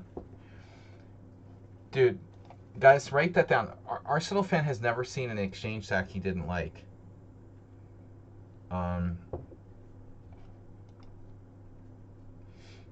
But I think personally, you need to talk yourself out of these things more often, because you have a tendency to kind of go for stuff because it's fun and exciting, but you have to be objective. There's a very fine line, and I know personally that a lot of times I sacrifice because it's exciting and I want it to work and I want to be romantic and stuff, but this is a really close call. You know, black has some completely normal moves he can play here, and so it isn't necessary to sack the exchange. Dragonfly Hunter, welcome back. I think this knight e4 is like completely okay. Main point of bishop b5, right? It attempts to prevent e5. Why am I playing bishop b5? You know, I'm trying to stop black from executing his e5, and I know that he can sack the exchange, but most people will chicken out, you know. Taco. So he thought a long time. There's also like bishop f8, for example, I guess. Asking a serious question of my queen there. I'm going to take. And that was what I tried to do in the beginning, so I wouldn't care. If you play bishop f8, fine. I take, and then I go about my business. Maybe I could even do some French stuff, like this, and this, you know.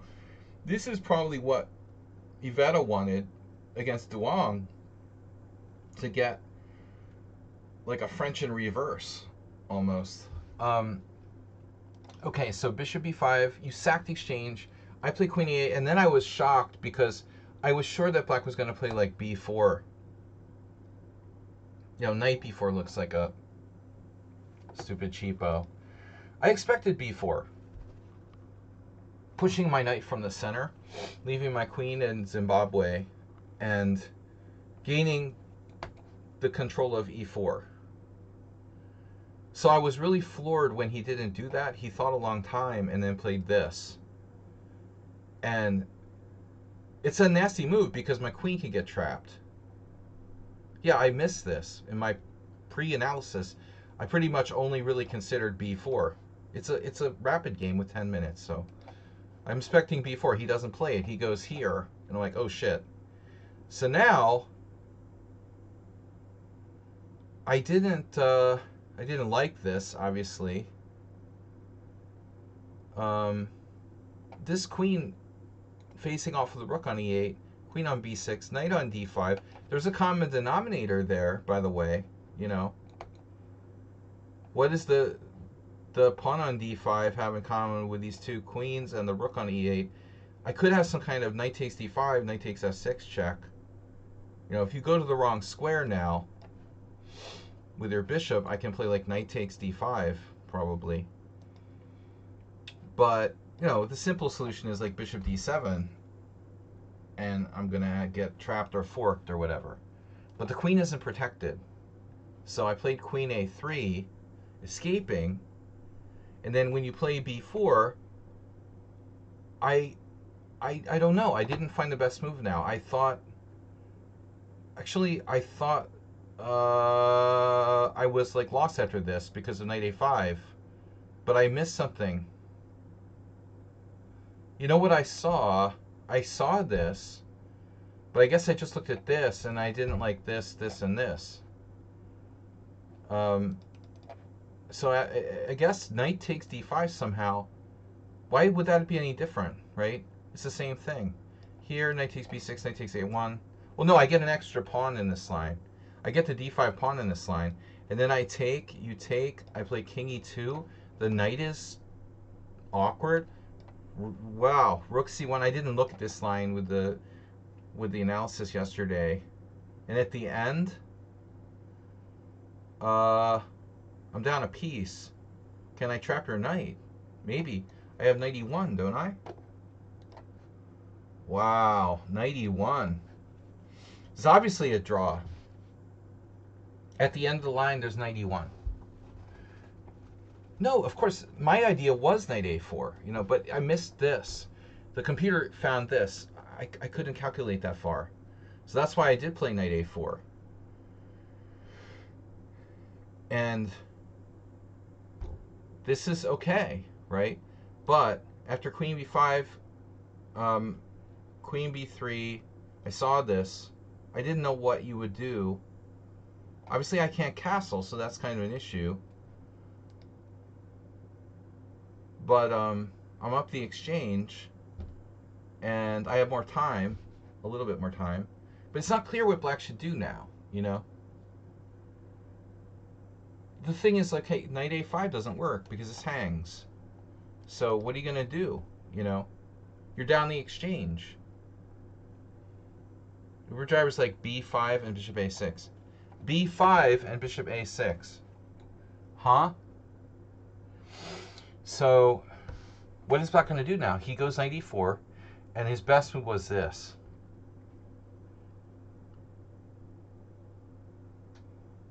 This isn't easy to play.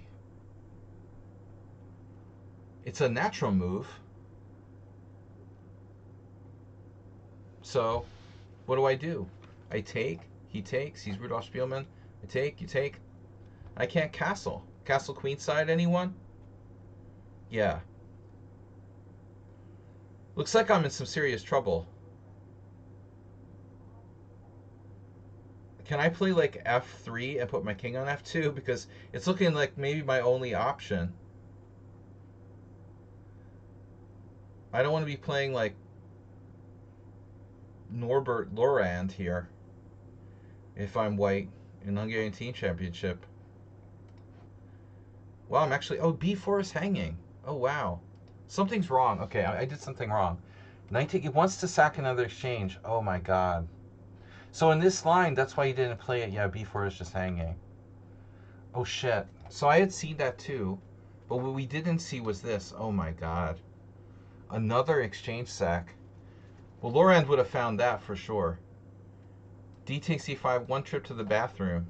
Knight takes e5. I had this weird game in Hungarian Championship. I don't know. I'll never get over it. The guy has a good reputation, but it was a weird game. Don't go to the bathroom for like 7 minutes, without like, I don't know, telling the arbiter or something. Seriously, it's not good, you know. Okay, knight takes e5. So double exchange sack. Wow. This line is the way to go for black. That was impossible to find in a rapid game. In a classical game, you could find it. So after queen b3, he has to find e5. He played the second best move, though. It's quite good. I have this neat trick, right? And now Redusa blundered and lost the game. It's so sick. I was like, oh my god, he can sack the queen.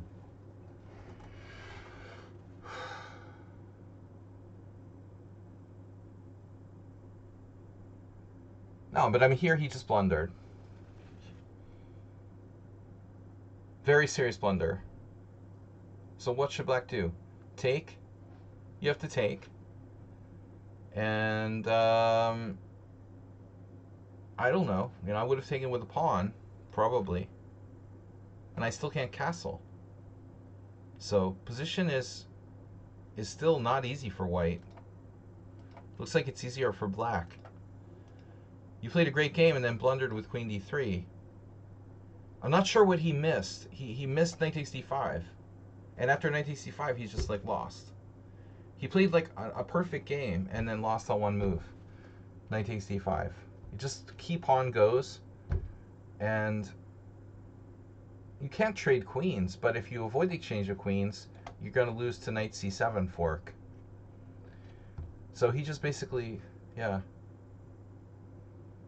He lost the game. I mean, you trade queens, you lose. You're down the exchange.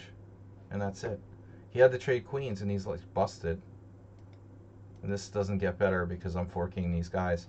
So it was a really good game, really interesting game. But a terrible blunder. Okay, we got a bunch of other games to get through. So I'm not going to do Dumpov. We've got Kevin the GOAT against Richie Smith. From black's side. Brave play. No, it was inspiring. He played well. I brought out the best in Redusa, but weird blunder, He just didn't see d5 was hanging, I guess. If you don't see I can play knight takes d5, you're fine. So, this is Arsenal's game. Lichess database. No, excuse me. Let's see real games. So e5. I like d5 too, but you're an e4 player. I argue for that. I think when you're an e4 player, you should play that style against the quiet moves. When you're d4 player, play d5. A lot of people don't get it. They're like, Nefedov would do like d5. I'm like, dude, you're an e4 player. Why are you playing d5 against b3? I don't mean to drag Nefedov down, but he's an example. He would constantly play, other people do this, not just Nefedov. They always play stuff that's like, not how they would play with white, Play like you're white. They just play b3. It's nothing. Play like you're white. Pretend you're white. It's easy. You're white, but they played b3. It's lame. Adorian had no respect for this move, b3. It's not that bad. I mean, the truth is that it's about equal. Hikaru's played a lot of b3 lately, in the last 15 years. But white isn't better, bro. Yeah, b3, a5. I played a5 a lot. I talked about that before. It's not that good. It's a move, The car salesman. I have a million games against the Spanish car salesman in this variation from years ago. I was playing that before it was trendy, Pichu. I was playing this move back in the 90s, starting in the late 90s, against some Spanish car salesman on ICC. He's an IM. I don't remember who it was. The guy that always played b3 in the 5-minute pool on the Internet Chess Club. All right, so b3, e5, bishop e2, and now, okay, we have options. Knight c6 is the main move. And White now plays, sometimes White plays, you know, knight f3, but e3 is the main move. English is possible too, though it's a slow English. So e3 is our main move. And so White is usually playing for bishop b5. Dorian here was very big. He was a very big proponent of g6, because I didn't really know Dorian, but I have his books on like how to play against weird openings and whatever. And he was Mr. Black is okay. So he did a lot of analysis on this in one magazine or pamphlet I have with g6. He loved playing g6 against it. And ironically, that has one of the best scores. This is kind of underrated system. I don't know why more people don't play that. f6 is a good score.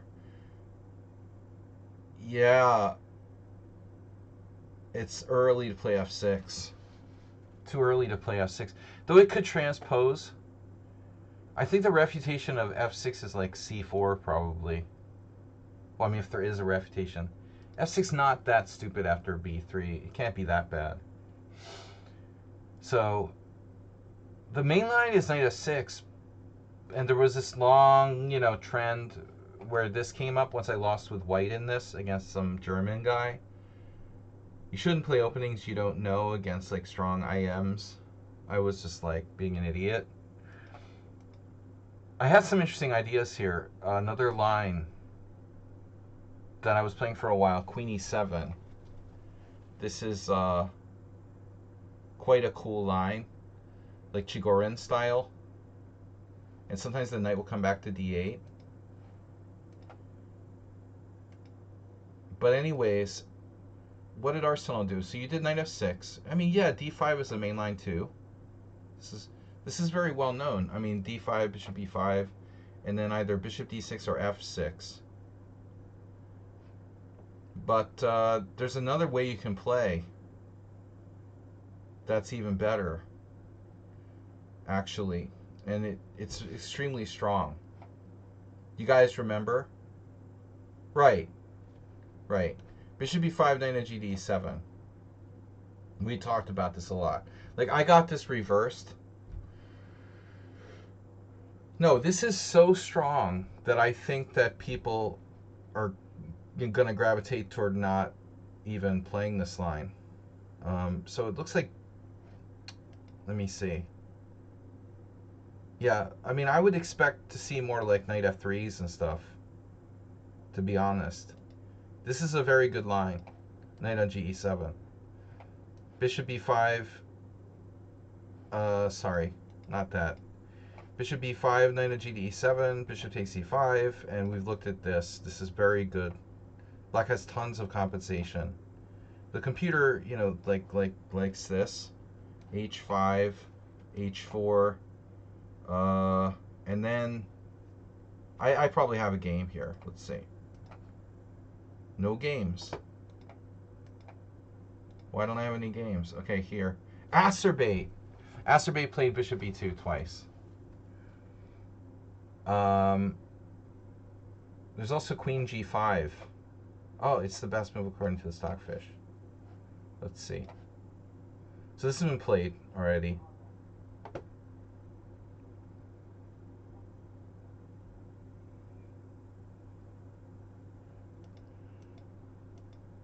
All right. Anyways, that's a good variation, but pretty well known. This is not a secret. Uber Driver's never really. He's never on the cutting edge. You're always late to the show. We make the theory here. C4. Your opponent played C4, going into an English. That's a very good alternative. I think it's a better idea. Yeah, the gambit's strong. This is a smart move. C4 is a very smart move. Now, you could play like G6, King's Indian style. theory ended in 1972. Yeah. With Mama. So Arsenal now goes into an open Sicilian with d5. g6 is an alternative. d6 is an alternative. Yeah, I mean this shouldn't be a problem. You're playing a tempo up with white. The Chom variation of the Sicilian. Chom used to play like b6 on move 2, and you know, it's okay, but it's like the extra tempo doesn't really matter too much. So it's basically about equal. C takes d5, and now if you take with the queen, right? See, white doesn't really want to put the knight on c3 in the Chom type of setup, right? Because your knight's blocking your bishop on b2. It's like a b3 Sicilian. You have a problem. White is a conflict of interest.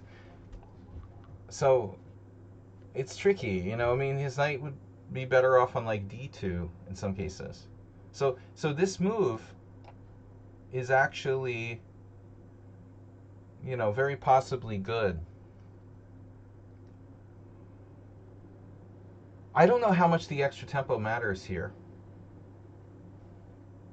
Let's see. So knight c3 is still white's best move. You got to play Magnus style now.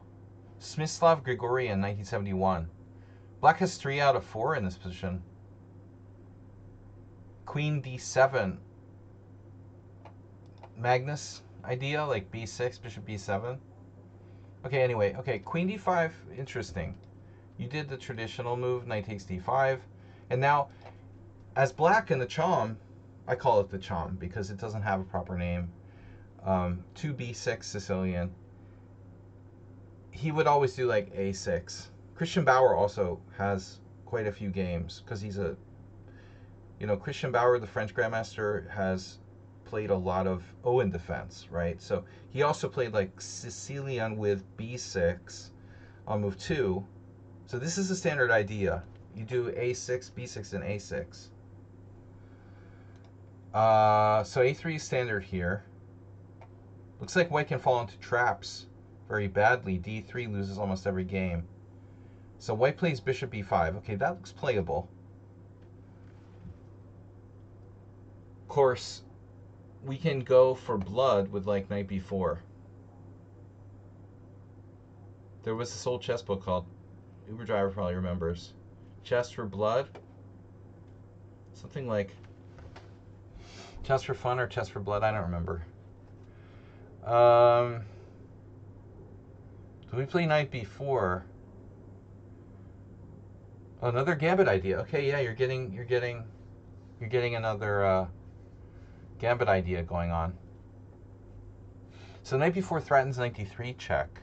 How does white deal with that? See, I'm having trouble understanding.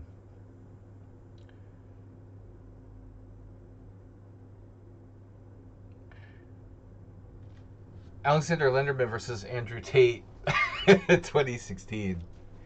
No, it's not related to Andrew Tate. That's the Scottish guy, Alan Tate. So I'm thinking knight before d3, bishop f5 would be very unpleasant for white. So how does white deal with this knight b4 thing? The answer is they don't.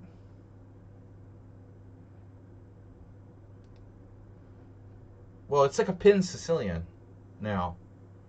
So yeah, I mean, you've got your queen g5 type of idea, Uber Driver, but don't forget about this. Or, yeah, just here, sacrifice the pawn, whatever. I mean, this is going to get very sharp if you try to do something crazy like queen g5. Arsenal here develops with bishop d6. And now white played knight c3.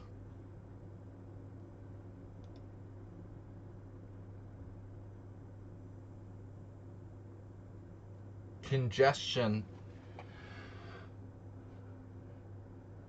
I mean, taking is is fine. That's what happened in the game. White doesn't have an advantage.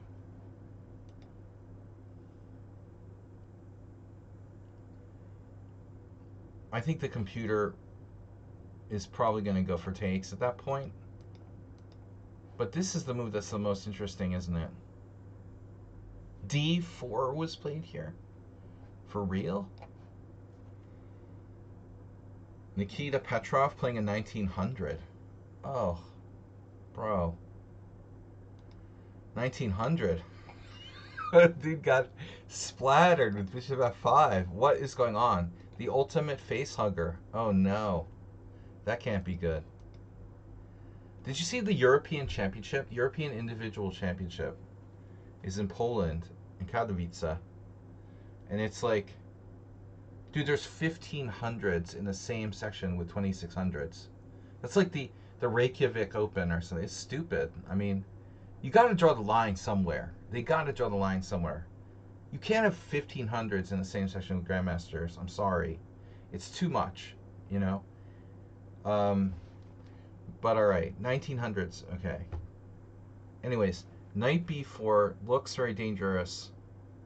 White has to develop, so knight f3. Li Bo here, I beat that guy.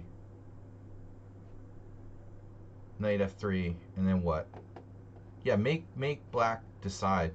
Check, bishop takes d3, queen takes d3, and now a couple games here.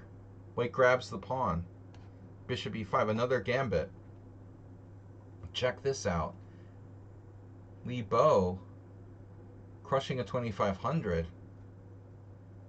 with another face hugger. Ooh, this is better for black. He got a huge initiative here. Huge initiative for black. All right, so that's probably best. But you did. That's why white's supposed to play a3. Now we know. You know. Well, there's a reason why this is the best move in the Cham Sicilian. Things are not allowed to go to b4. That's it. You know, end of that. That's not happening, right? But, you know, okay, white's like a tempo up, so he figures he can get away with it, maybe. So bishop e5, bishop d6. Here, you went back. Now, my concern is like he has like knight e4. The knight is in the way, you know, so probably he goes to e4. He'll take your bishop. His bishop will like go back or something. I don't know. What else can he do? Okay, he doesn't have to do that right away. Position is slightly better for black. I would say you're just slightly better. No, you shouldn't care about knight e4, but I wonder what his best move is, you know. Because he has issues with his pieces, and, you know, this should be considered. Not because it's, like, scary for you, but because, you know, it's probably not a bad exchange for a guy who has his pieces blocking each other. Knight e7, knight on g to e2.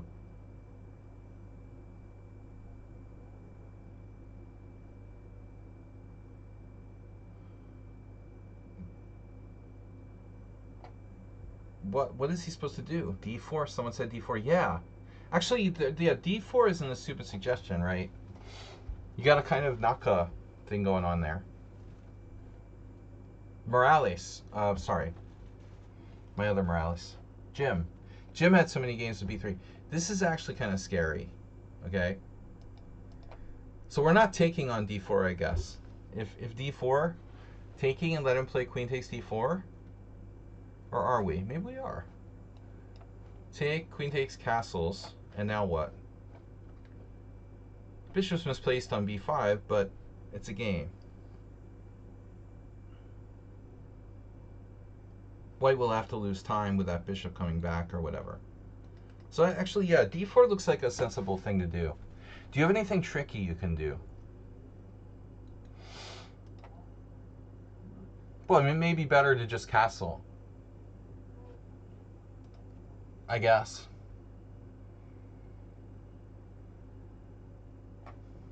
So he plays this move. This move looks very lame. A little lame. A little or very lame.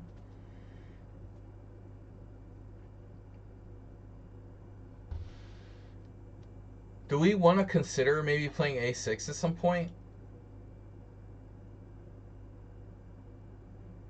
I don't know. You might want to ask yourself what would Astrobate play. He's definitely going like bishop e3,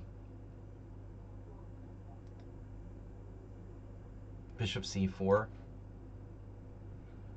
For me, this looks weird. I don't know. The knights, redundant knights for white. Not loving the redundant knights. I think I like this d4 better.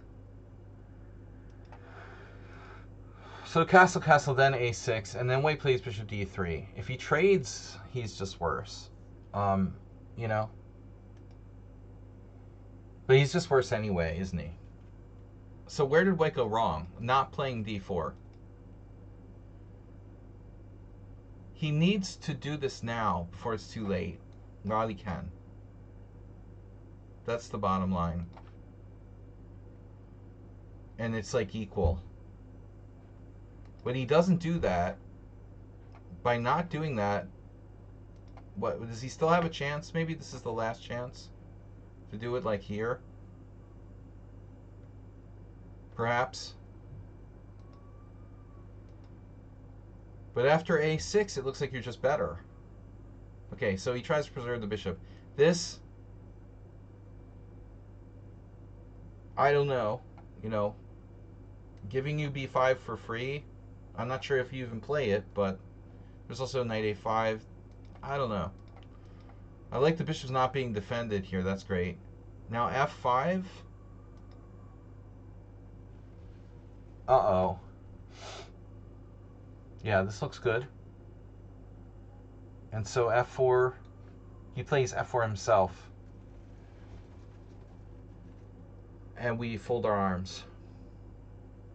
Okay, f4.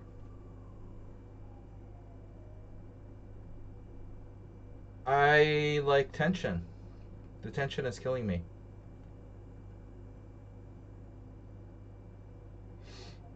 Knight g6 has been suggested, but I was thinking constructive. My first thought is bishop e6. Is it not good? I just, want to make sure this doesn't happen, although he could still do that. Structurally, it's probably not good for him. This square is certainly a move, right? You're putting pressure on f4. I'm very biased against knight g6 in general. You played b5.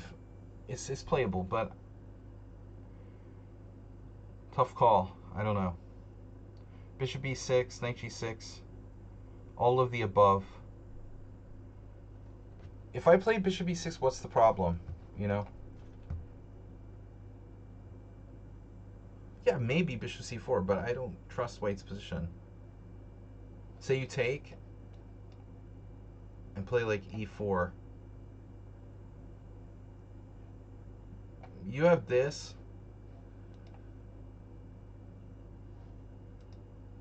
He's still better. Wow, g4. Shit, maybe it's not so bad. Well, all right, then we don't concede. You can keep the tension. True. Maybe we have to keep the tension. Okay, it looks like it's not that bad for him. b5. Interesting move. And now he fully goes Astrobate style. Astrobate 100% playing rook c1 here, right? The classic. He loves the obsession with doing bishop e1. So this guy just goes bishop e1 unprovoked. That's weird. Rook shut out on a1. Shuts his rook out. Now you play b5 and then you went here. That's kind of funny. You faked him out. You're like, I'm going to b7. No, I'm not. You just took away the c4 square. Interesting. And now he plays d4. Ruh-roh, Rastro. So he's starting d5, winning a piece. So we can't ignore this. Oh, and you played b4. Interesting. Well, that takes away the whole d5 thing. Yeah, sure. Okay. Arsenal Bronstein.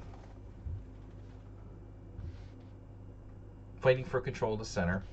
Now, total chaos. If he takes here, what the hell's going on? Well, speaking of d5 anyway, yeah. This is funny. He can take, or he could play Pichu's d5 anyway. So both options are on the table. Either way, it's like just a temporary piece sack. This way, you take, I take back with the knight, keep this defended, the beat goes on. Or the other way, right? He just takes, giving you the piece, and the bishop on d6, oh, it's not trapped. It's not trapped. Oh no. Oh no. He has this move.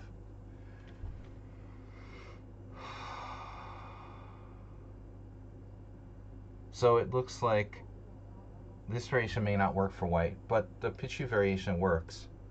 You could play here. And so this is, we can look at this. Takes. And black should be fine. White has more weaknesses. You know, I think it's better for you. Knight d5, knight d5. Very compact. White should have slightly more weaknesses, but you have bishop c5, don't you? Yeah. Yeah, I see that. You know, I see that. This is going to be, yeah. Yeah, it's too many weaknesses. This f4 business, you know, it's going to be a problem. You can't do everything. So b4, he's in trouble. Knight a4, and then you got the lockdown here. You got the lockdown with e4. And yeah, you can't like sack a pawn or something.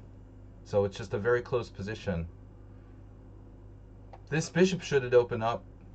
You know, there was the other variation where the computer suggested g4. I'm thinking like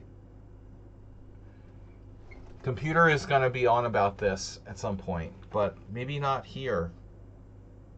This would be insanely risky, right? There is just g6, but I mean, it's not like there's no risk involved, you know? I mean, it's just the g7, h8 squares, f6, no big deal, you know? Nothing could possibly go wrong here. But this is also really complicated. But I'm thinking like black is still okay. Because ultimately this pawn looks really shady.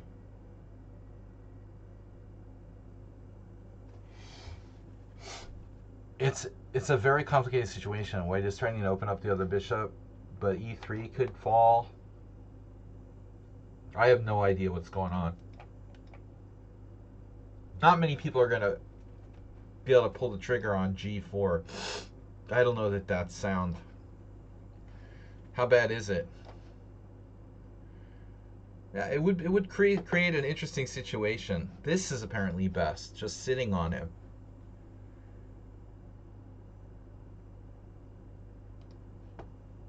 Sitting on Hikaru's dog. All right. e4. Now the very lively bishop c2. Regretting that rook thing. Black plays knight d5, sitting on him as we said. Now his queen. Oh my god, that's ugly, right? I liked its diagonal there better. It's only -1. Black is ostensibly better. But you're going to need g5, bro. It's either him or you, you know. Someone's going to need to play g5 or g4. It's the only break in town. And if it's not him, it's got to be you. You need to play g5. And I see you played c5 on move 21. Come on, man. Where's the g5? You're afraid of knight c5 for good reason. But you know what? Maybe we don't take it. We can live with the knight on c5. How crazy is this? I mean, it would be nice to have our rooks connected. Well, we're not going to ever let him open his bishop on b2. That's the #1 priority. If this happens, we're going to play fucking bishop c8 or something. I mean, I am not going to open that bishop on b2. If I play g5, he goes here. I admit, This may not be ideal. Okay, we can prepare it. All right, we need to be thinking about how to do this. All right, let's throw this baby out to like maybe h4. Can we do something like queen h4? Very subtle, right? I want to attack on the king side. Yeah, Uber driver's thinking knight a7. Knight a7. You're sick, man. I'm thinking queen h4. Uber driver goes knight a7. Arsenal fan, how the fuck did you play, excuse my language, how did you play c5 in like 7 moves? How does that happen? He played c5? Where? Our only pawn break is g5, and obviously there's some risk involved. How about rook f6? Let's be Judith Polgar. Rook f6 with a very subtle rook h6. Also protecting this. In case of knight here, it's guarded, you know? We can just go here and be like, okay, you can have my bad bishop if you want to. I don't care. It's one of those bishop c7 winnowers. His bishop's like, I can't get it anywhere. I'm gonna have to sack a piece on e4. Maybe he'll sack a knight on e4 at some point, you know. Queen e7. This is a reasonable move. Also controlling c5. Rook a c1. And now, oh yeah. But it looks like, Arsenal, your position is pointing king side. So we're all expecting the big g5. You can play it as a pawn sack, you know, by the way. Rook a e8. So I'm saying, like, go here. If he plays like knight c5, maybe just go here. And then we're sacking the queen. Oh my god, we're losing a pawn on the queen side.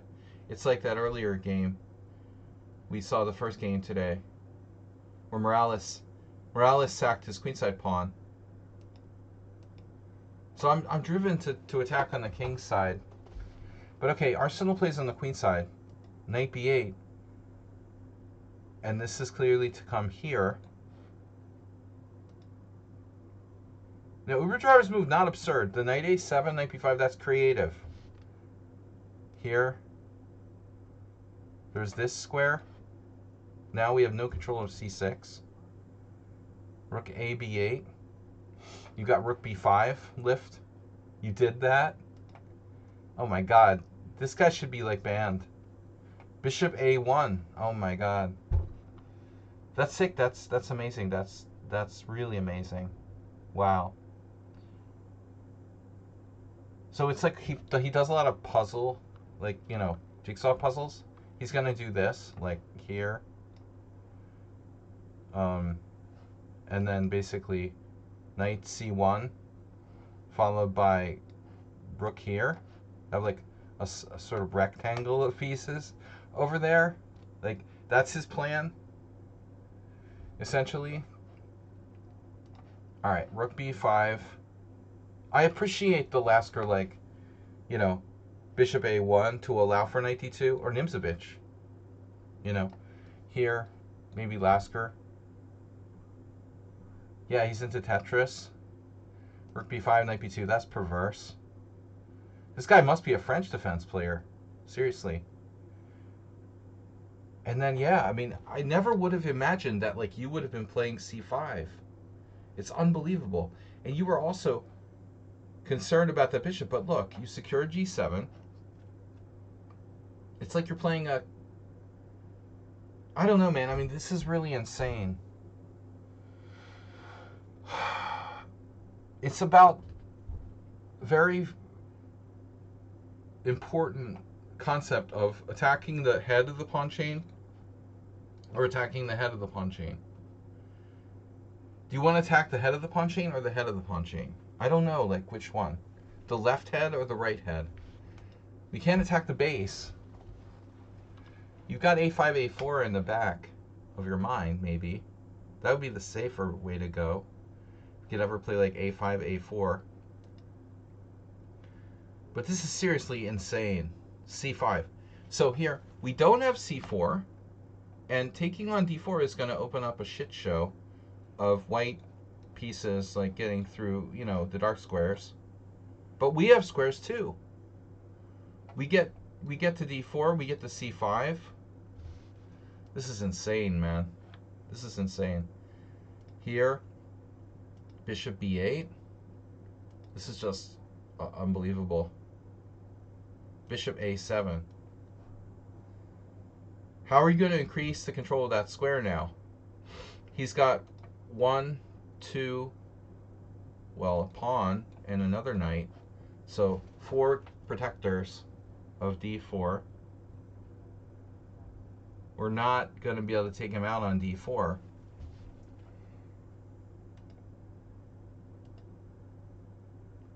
But he takes. Not satisfied, you know. Because if you go like pawn takes pawn, let's say you go whose turn is it? It's his turn. Oh shit. Let's say he goes h3. You play pawn takes pawn, then he has like the perfect geometric pairs set up. You always know it's a master when they have their pieces in little groups. Pieces naturally go to little groups. They're like segregated. But he takes on c5. What's he gonna do? Bring your knight to a powerful square? Alright, I don't know what's happening here. Knight d4, he's forking your other pieces. I'm confused. This is confusing the shit out of me, man. This guy is a genius. I think he played a genius. I'm certainly confused. Arsenal fan, you lost material here. Wow. So this was bad. It kind of looks like you tried to do the impossible to me. You're going to really sack the exchange and it's okay? Wow.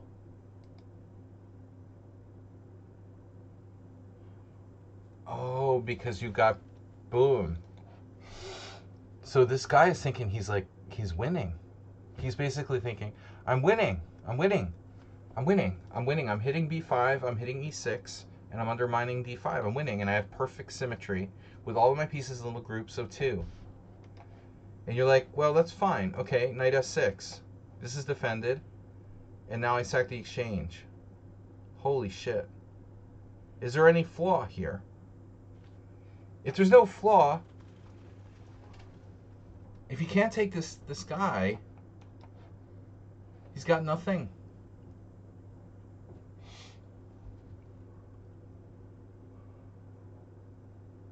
Your rook's defended. This is important.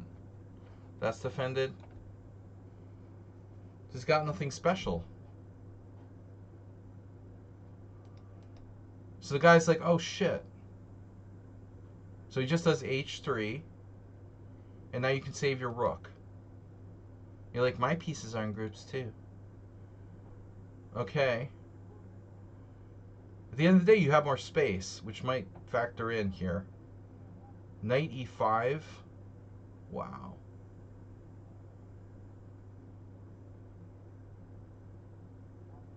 He's not... Yeah, he's starting knight... Yeah, knight c6. So queen e8. You have to take a step back.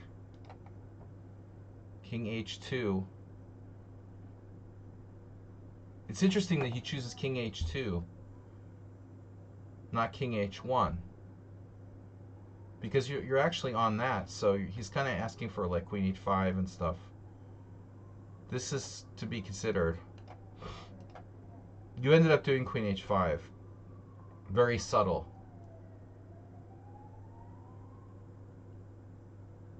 But I think Arsenal fan, like, this g5, it's like the missing link of this game somewhere, you know? You need to find a moment where that was a thing. My instinct is that you play too much on the queen side, and you should have found a way to play on the king side. Queen h5. There's no. Actually, this is. Is this a threat? Is this a threat? Wow. He can't take here? For reals? Oh my god. How does this work, man? Bishop takes e3? My head hurts. I don't get paid enough to do this. What the fuck is going on here? But even this is like semi-protected. Dude, I have no idea what's going on here. Rook takes c8, rook takes c8, check. Queen somewhere. Like here. What is going on, bro? My god, it's like insanely close. This is like mind-boggling complications. The guy could have gone into that. He goes rook c5, knight e6, and now I guess this was better. What he did was like safer. Now you have a tactic, knight takes e3, and the idea is rook takes e5. Jesus Christ, man. Also, you can play queen takes e3, knight g4, check. This is crazy game. Just a crazy game. Rook e1. This is too complicated for me to analyze in like 20 minutes, man. They're talking about knight takes g7. Right, like who knows? It's insane. This is the most insane game ever. We would need 2 hours to analyze this game. What the hell is going on in this game, you know? I mean, first off, he plays king h2, okay? But there's a lot of shit happening over here. You know, there's a lot going on. You're just like queen h5. Wow.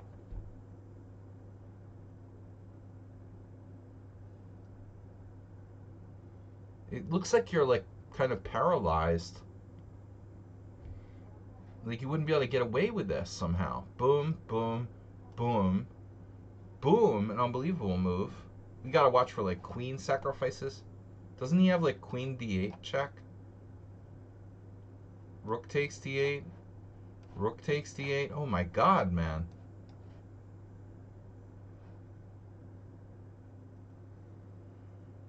Yeah, his bishop on b1 isn't helping much, is it? Now we're talking about knight takes g7. Come on, bro. He can just take it with the king.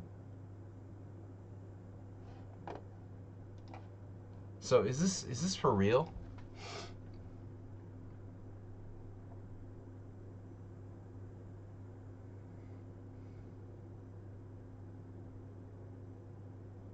I would have lost on time, you know, trying to figure out what the hell was going on here. Rook e1. Knight on e g4 check. Knight takes g4, knight takes g4 check. King g1. Not to mention king h1.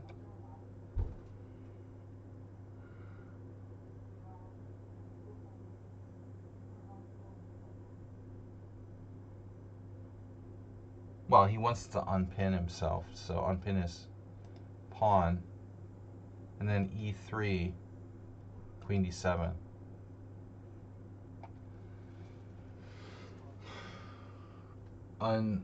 Arsenal unhinged.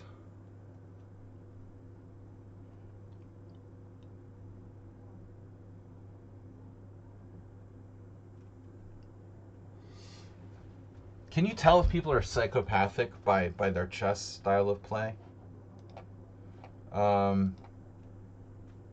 Sounds like a good topic for a psychology doctorate or something. If I ever went back and got my like master's degree in psychology, that would be some kind of concept to like, you know, investigate chess players and their styles, how their personality relates to their playing style. Um, dude, this game is outrageous. This was outrageous. You went completely over the edge here. So I felt that, like Queen H5 was too much, but I wasn't sure because I'm not a computer. But the whole game was kind of like in the queen side, and but my takeaway is that really somewhere, you know, you gotta you gotta play this. Even though he has a bishop on b2, I feel like you should play it on the king's side. You got d5, right? You lock that down.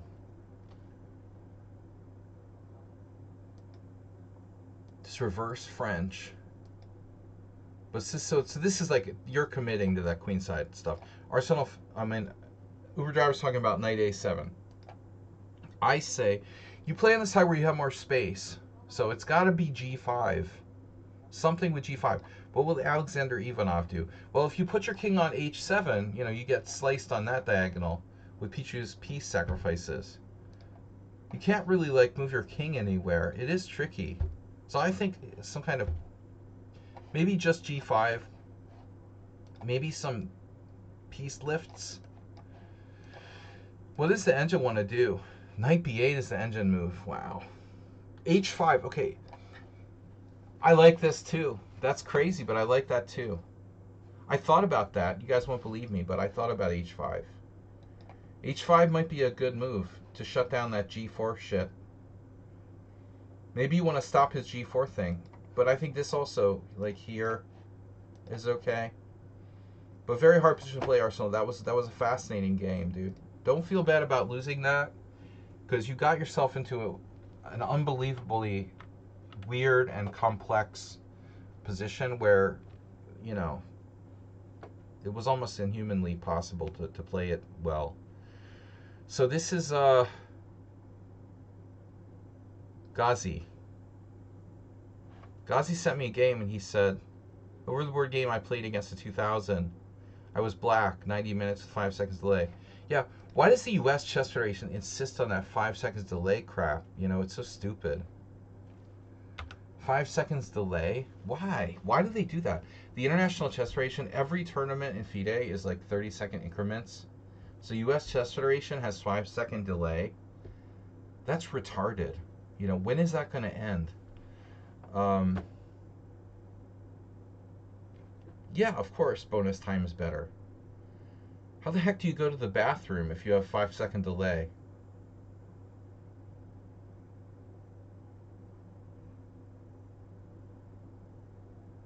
At least with 30-second increments, you could like add them up and run to the bathroom for 2 minutes. 5-second delay? No, you don't go, or you lose on time. e4, e6, d4, d5, 92. So you play d takes e4. Why? No. This is illegal. You can't play that. That's not a good move. Because we're not George Meyer, and nobody is George Meyer except for George Meyer. So I would think like everything is playable here except for d takes e4. It's the worst option. But all right. Surrender the center. It's fine. Do what you want to do. Uber driver will love it. Saves time. That's true. Yeah, when I first tried to play the French in a couple of games, I had the same idea. I'll just play the, Rubinstein variation because it's easy to learn. But the concession is a massive one. Okay. If you're like new to the French defense, I guess it's a starting basis, but I wouldn't play it as my lifetime repertoire. That's insane. So now knight d7. Well, it's better than the Fort Knox. This is better. Definitely. Like bishop d7 is, I don't think it's quite as good. But if you do play bishop d7, don't do what Uber Driver does. Don't ever do like bishop c6, bishop takes f3, and just like give them your bishop pair for nothing, because that's a very bad idea. There are variations where black plays bishop d7 and then tries to play like bishop d6, and the bishop can come like back to b7 or something like that. The worst variations are those Fort Knox where white just like gets the bishop pair for nothing with bishop takes f3. It's queen d8 Scandinavian with bishop g4, bishop takes f3. So this is the best, right? Knight f3, knight f6, and then so, well, bishop d3 or knight takes f6. This isn't the fucking Caro-Kann, man. You know, I can't believe that anyone plays knight g3 here.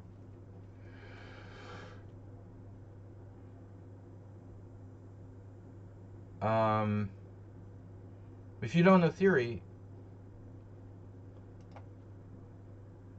maybe he got it confused with the Caro-Kann.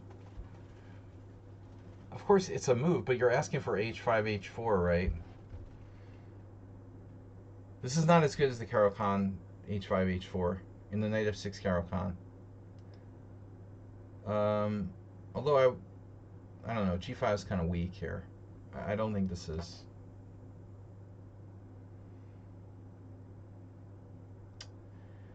I don't think this is gonna quite cut it.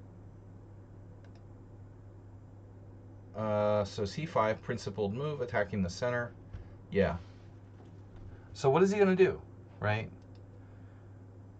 What's his plan? I mean, what is knight g3 about? Of course not h5. This is much stronger. It's by the way, like if you go to Caro-Kann, seriously,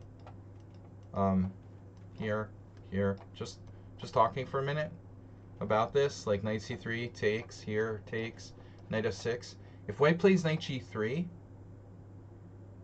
h5 is the most popular move. g6 is a good move too, but I think Navarra played this. Was it Navarra? It's not in there. I thought it was c5. There's no Navarra. It's weird. I would have sworn there was a Navarra game here. I must somehow be confusing it with a very slightly different position. Maybe there's a knight move in.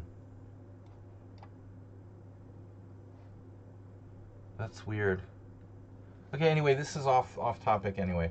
e4, e6, d4, blah, blah, blah, blah, blah. Okay, knight f3, knight f6, knight g3, dubious, c5, best.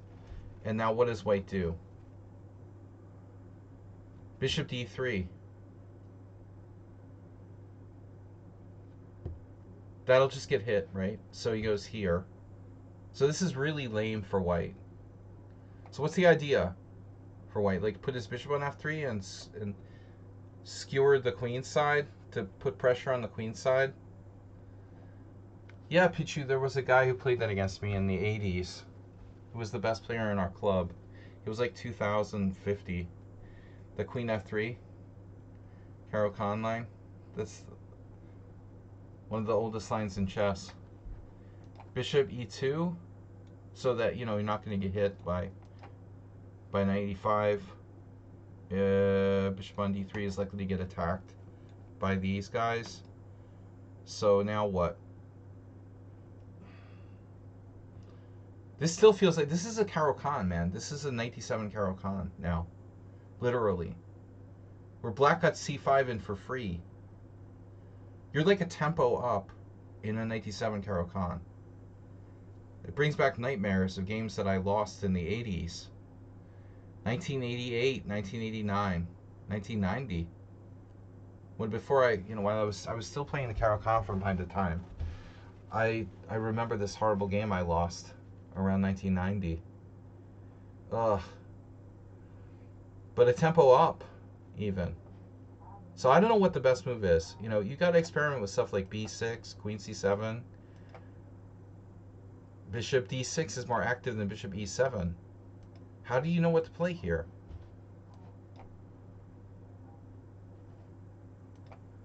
I don't know. Bishop e7 feels a little bit passive.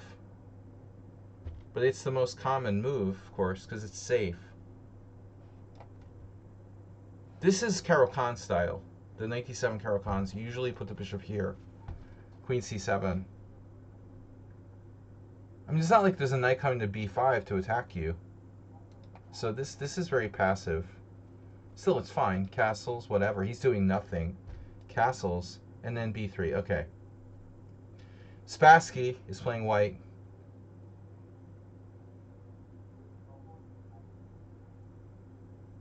This looks okay. This is solid, right? He'll go bishop e2. It's a very boring, yeah, Spassky Karpov. Spassky Karpov draw in 12 moves. Bishop e2. The only thing about that is, like, okay, he puts his bishop on this diagonal, then this bishop diagonal is empty, so there's squares like f4. You can maybe put a knight on f4, or use that f4 square. We call it the, we have a word for that square. It's the elf on a shelf. It's a shelf square. If white plays bishop e2, there's a shelf square on f4. You can put your bishop or queen or knight there. So you went b6, that looks good. Bishop e2, bishop e7, c4, okay, standard Spassky. And now you exchanged on d4. But I would say, like, don't exchange on d4 unless you have a reason to exchange on d4. He's got a quite passive setup. As you can see here, 2300 played queen c7, which looks decent. I feel like exchanging kind of is always a very slight concession. If we play this, you know, what would Uncle Yermo do? Probably here, bringing the rook in. But you look at the shelf square.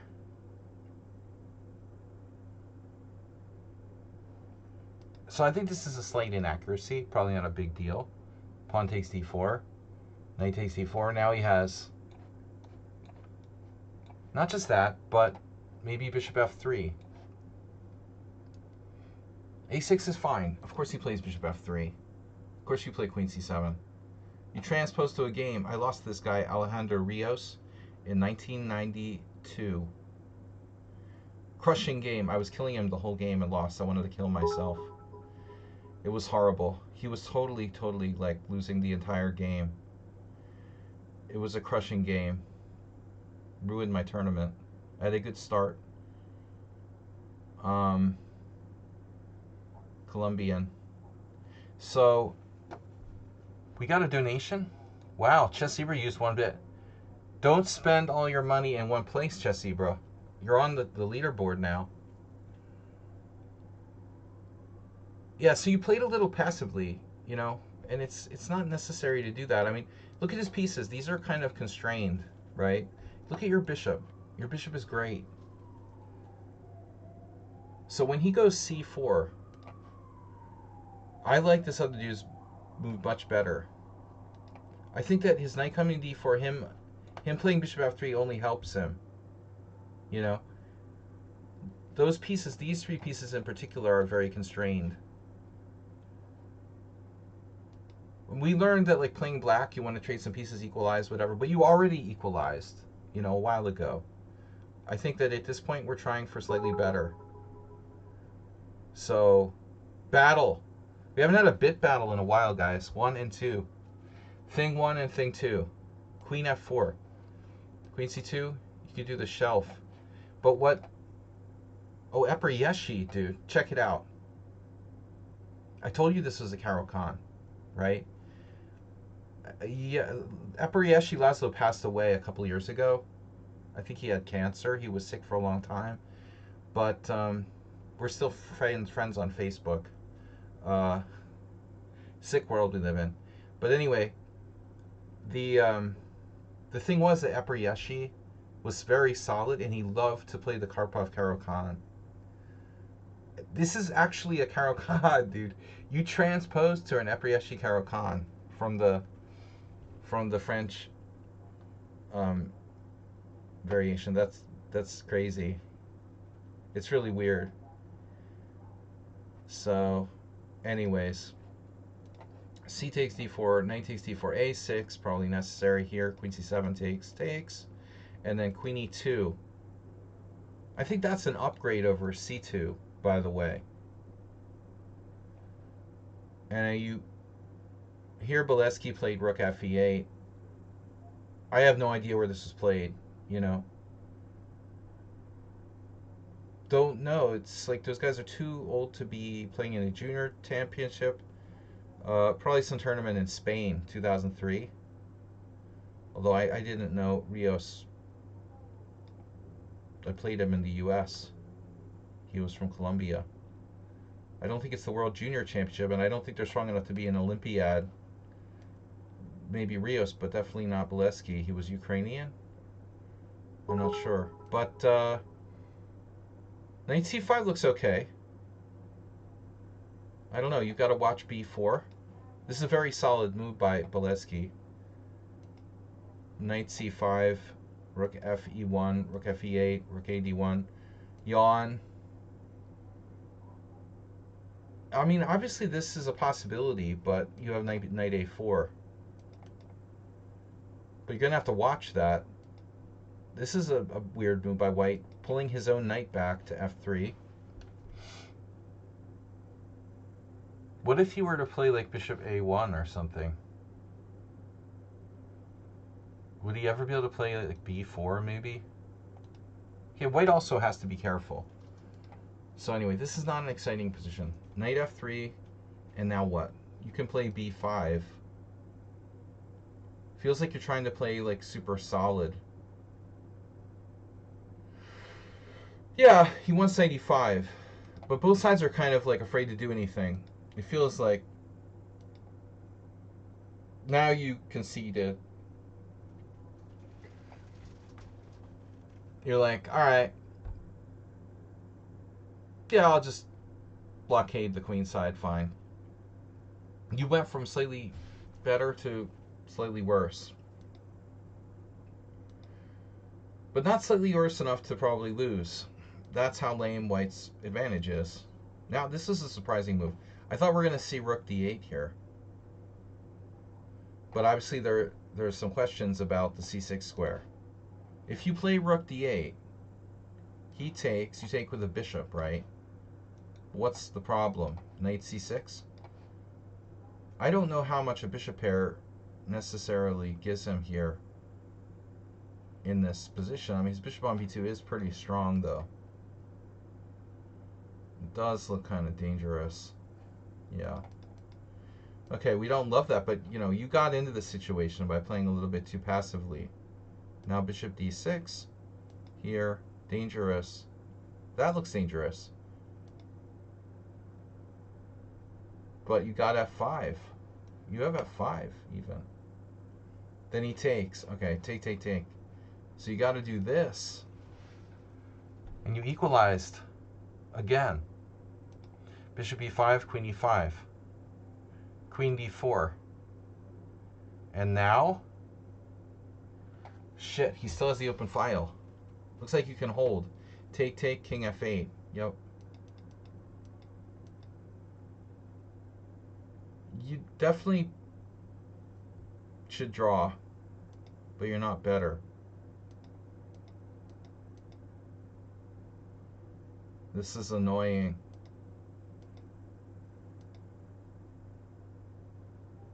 I don't know, g6 isn't bad. And the knight endgame. Yeah, I mean, this is going to be sharp, a knight endgame. But I don't know if you have a choice. So, looks like it should be a draw. Do we have a chance to play more actively here? You should play knight c5 check while you have the chance, no? This doesn't seem good. Let him play b4. You should play knight c5 check now. I guess. Then when he plays b4, okay, fine, but your king will get to d6. You should be perfectly fine. I think the problem is, like, we can't have both of our pieces on d6. And if you put your king on d6 and he plays b4, well, where's your knight going? You know? That's an issue. You maybe found a way around it, like knight d8, but I think it'd be simpler just to play knight c5 check here, put the king on d6, and then have the knight drop back to like d7 or something like that. Here. b4. Okay. You don't exchange. Interesting. I would exchange. I mean, I don't know. He has an outside pawn. There's really no way you're better. You did end up doing that. I think you should exchange pawns. I don't know.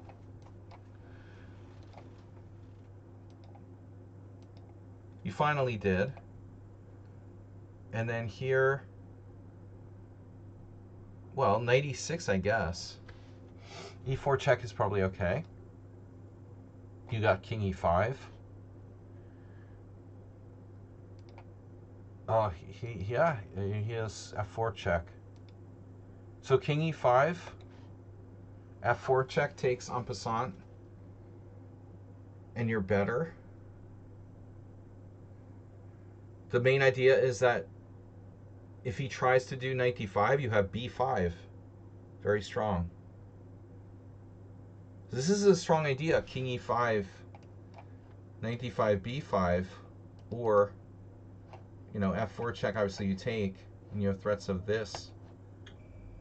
I mean, it's probably a draw because there's so much material off the board, but black is a tiny bit better, it looks like. And what now? Does he have to play some weird move? Okay, I mean, the 3 against 4 should be a draw, probably. Even if he liquidates with this, I don't think you can win. You know, I mean, it's no way. You can try, but I've tried before. This should be a draw. Unfortunately, it's just not enough pawns left. You know, maybe he should bail rather than playing b5. Sometimes you have to...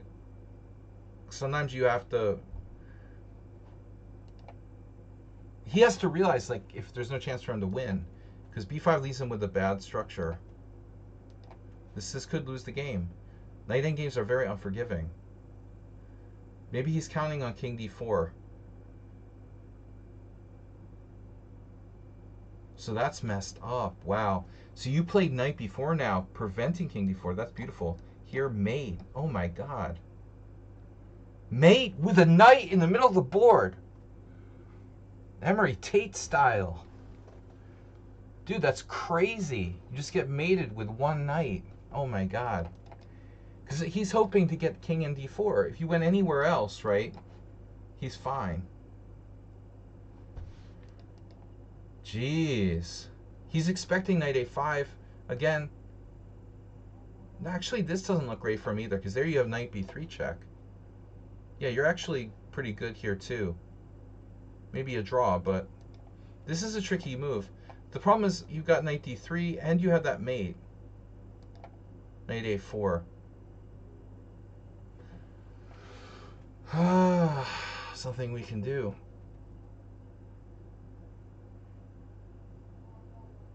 There could be some crazy variation where you could sacrifice the b6 pawn temporarily, but it's dangerous because he's going to have this pawn running down. What I'm suggesting is something really insane like this, this, this, this, this, this, you know, and being able to stop that pawn, but yeah, it's not happening. So you have to go back. I like how that's an exclamation point. It might be the only move. But I guess it's still a draw.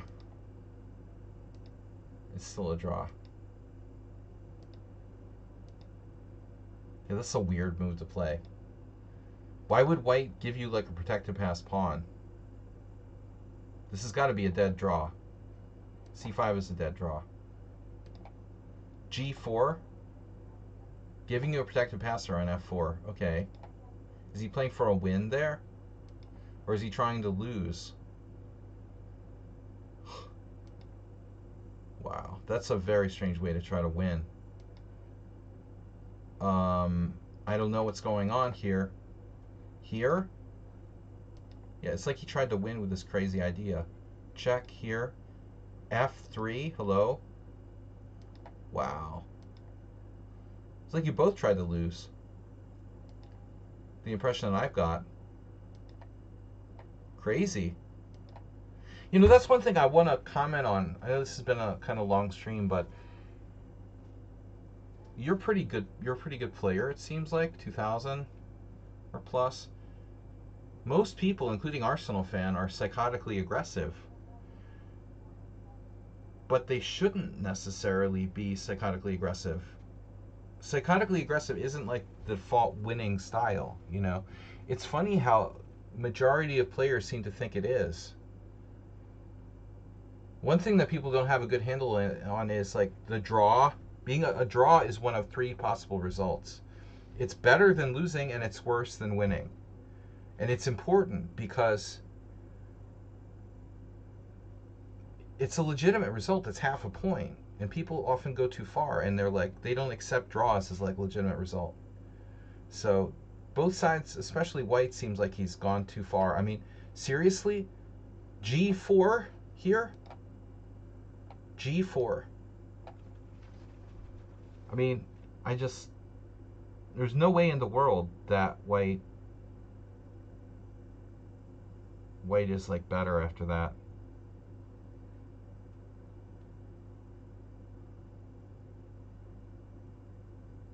I mean, maybe on some deep level it's a try. If he has low time.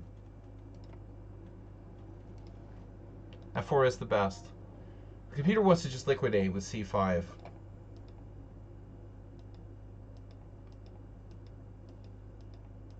Still a draw. This is going to get very sharp now. Can't you like queen your pawn? There's going to be a problem, isn't there? Well, knight e4. Here, check. Knight e4. I was looking at knight e4. So how dangerous is this? Or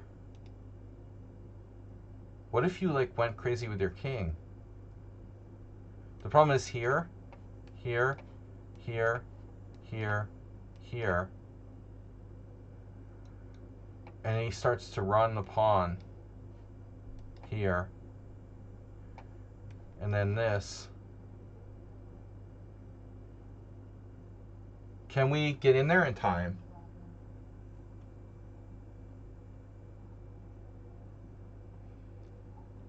Well, maybe we could try knight e4. But it's going to cost us time. He's got h4. Let's see. Well, he also has this. I guess that doesn't do anything. What do you guys see? The engine? Knight e4. But king c7 is also a draw. So both lines are legit, man. This is a very interesting line. King d6, king g5, king e5. My line is a draw too. That's a very sharp line with a lot of calculation. And interestingly enough, this is also a draw. King c7, king h6, knight e4. Well, both. Yeah, I think they all work. Like all the lines according to the engine were draws. It's funny. Okay, the guy gets credit for trying something crazy with the g4. A lot of people could have messed this up. But this knight e6 is a bit passive. Is it good enough?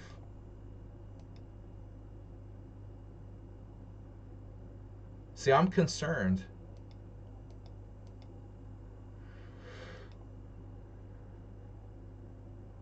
That knight e6 ends up getting like attacked by his king. And we're not going anywhere with king d7, so you really need to go up. Obviously, he's going to cut you off anyway now. So, this is a problem. You know, we have a problem.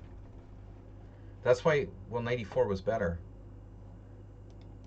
But I still like my line best because it's none of that nonsense, you know. Okay, let's see if your line works. King takes, knight e4. But now we're slower. See, he's getting here, right? King d6, king f5. Okay, so this hinges on this, which looks really dicey to me.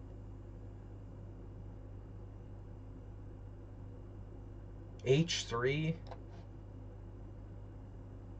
My head hurts. Don't queen the pawn. That's scary. This is really scary. I don't know what's happening. Am I playing for a win or a loss? Knight f1, knight f1, king g5. That would require a lot of calculation. My head hurts. Only knight d2 is a draw. Phew, bro. This is like table base. Oh my god. That's too close for comfort. You can't let that get that close. That's why my line is better. Seriously. My line is better. Always activate the king. King is always first. King c7, king here, king here. This way you could force a draw on your terms. King here. You cut him off, and you're coming up and you're hitting his knight. So what's he going to do? I think maybe king h4, king e4, knight f1, king f3. You're cutting him off again. See? You're going to shoulder his king away. The point is that we're going to force a draw. We're not going to like pray for a draw. We're going to be able to force the draw. g5, king g2. And then you've got a decoy. g6. This is obviously a walk in the park. Knight takes d2, g7. No. Anyway, if you can calculate far enough, you want to go for the line that you have obviously the ability to draw by force. Not like, oh, can I hold on with that, one variation which is in the table base. So anyways, it got pretty crazy here. After this move, I don't know anymore if you're holding on. This looks very passive. He's got a tempo move there, h3. He can come back here, walk back, pick off your f-pawn. So that was cute. You managed to find another way to draw. Looks like.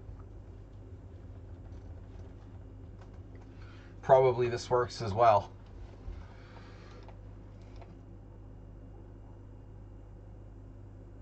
King d4? Really? You can't take on c4? I don't get it. That's weird. Why would you go there? It's the best move. I mean, isn't it just a draw anyway? Okay, he has a limited number of moves. Really?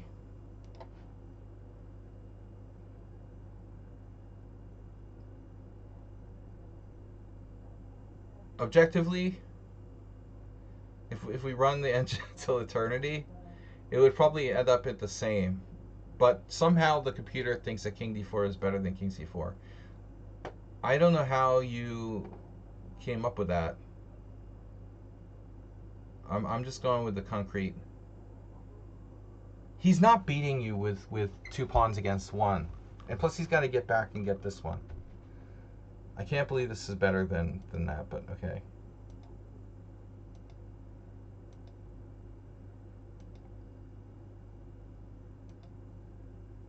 And this is a weird moment to end the game, though.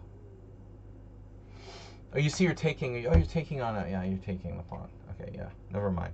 King takes g5 check. King f4 winning.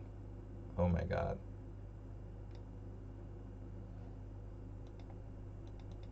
So this is a draw.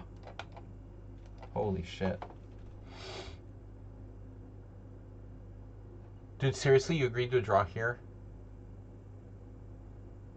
Only move that draws is knight f8, and I'm never finding it. I mean, I might have one in... I have like a 1 in 5 chance of finding that move. You lost. Do you want me to be devil's advocate? I just want to know, like, honestly, if you take on c4, what would have happened? You could say, like, the computer said blah, blah, blah. Why is this better? Objectively. I'm not getting it. I still don't get it. Just take the pawn. This is, I don't understand, you know. You got to take the pawn. It's like, okay, here, right? It would be similar. King takes b5, king f5. Now what's the difference? Still knight f8 draws, okay. It's basically the same thing then. I see your point. So in your line, you're thinking here, check, here, check, and take this was a draw, but it's not. His knight's still on f1 defending the h2 pawn. And that's the point with the king move. This is like this tempo. But it all comes down to this last thing, where you have to find knight f8. You have a b pawn. You know, I mean, this is serious. He's got to stop that pawn. How is he going to stop the pawn? But I mean, it's very easy to go wrong here. Knight g7 check. There's a very tempting move, but it's kind of a target. f8 is also a target, but it's far enough away. So after king takes g5, you're coming back. He has two connected passed pawns, but what's he going to do? Only king c4 is... I don't believe it. Wow. No way.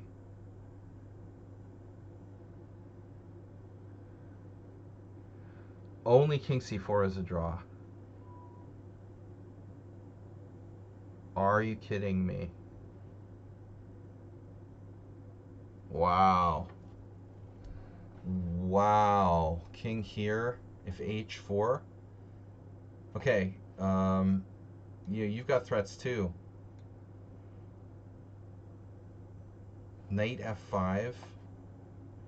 b5 loses. Well, obviously, because he's got this check. So you have to go here. Then he does a check, and you have to be careful where you go. Here. And then there's like knight c4, knight here, check. So what happens if knight c4? Knight e6 check. King f6. You've only one move to save the game again. Knight f8. Yeah, this is really crazy. Now you know not to trade rooks in that knight endgame. Wow, this guy deserves credit for playing the counterintuitive move g4 at the end of the day, which the engine didn't like. But I have a question. You know, now we got sucked into playing f4. Was it a mistake? What if all along, like, it would be better just to, like, take on g4? Is this a draw? Is what I'm wondering. Now you just both have, you know, you're going to give up one of these pawns. You think f4 is the only draw? No. F takes g4 is a draw. King takes g4. So the argument might be made here that it was safer to go this way, leaving less pawns on the board. f4 was totally what I would do too, automatically, but this may have been simpler, you know, ultimately. Knight d3. King takes g5. Knight e5 attacking his pawn. And now you're threatening this fork here. It's easy. This is easy. Yep. f4 is also the computer's choice. But it looks like ultimately this would have been a safer move. All right, interesting game. So last one, Iatan. We got Iatan. Black against GM Philippines. Philippians. Is that like a biblical, like, first Philippians?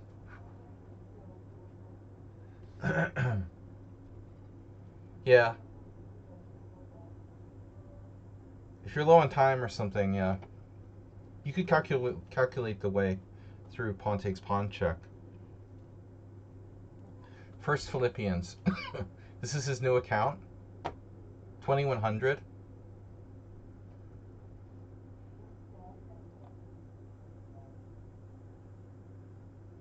date 2 days ago. Endgame analysis. You got to play First Philippians. All right.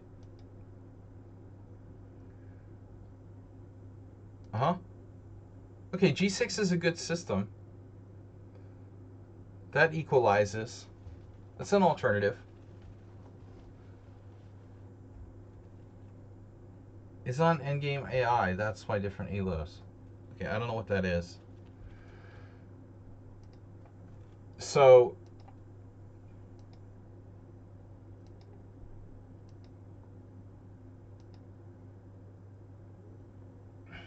excuse me? Yeah, that's a really bad move. Thank you very much. You could even take with the pawn.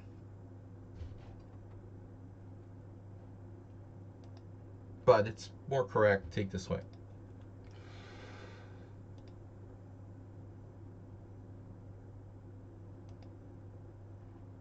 You know, I don't see anything wrong with Bishop G7, but there's no reason why you have to play it right away. Like, ultimately, you probably will. But I think if you look at the position scientifically, right, you have a chance now to kind of maybe get more aggressive in the center. And so playing this move isn't necessarily best. I think here's your chance to kind of construct the type of pawn structure you want to play. If you feel comfortable, maybe C5, for example, enhancing that dark square control. It should probably they them. There was a tournament with prize money. Okay, so D4. But you did C5. This is a good move. And now D4. And now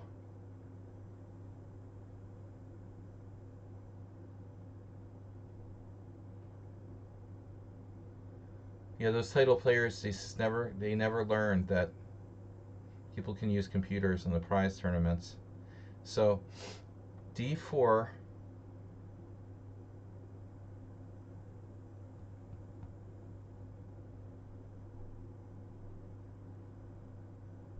Well, we definitely want to think about this. Do we really want? We have a bishop versus knight, just a advantage straight up. But taking here isn't really a problem. I guess knight c6 looks like the most active move for black. You're not afraid of pawn takes pawn. You're not afraid of d5. Ultimately, I think this is your best move. You put your knight on d7. It's extremely passive. This is a serious mistake. Why do that? You know? I mean, you're still fine. You still have fine position. You have to play rook b8 and then b5.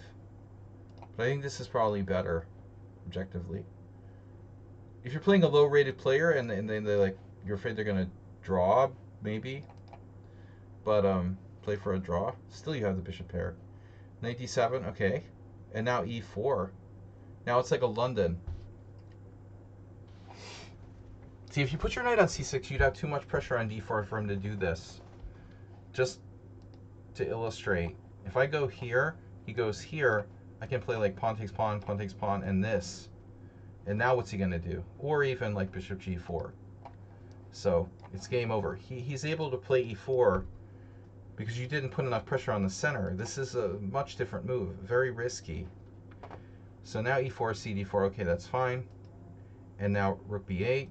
Yeah, this is fine. And now knight c3. And now, okay, you have like kind of a hippo. And you're fine. You know, this is really good. a6 isn't necessary, you know.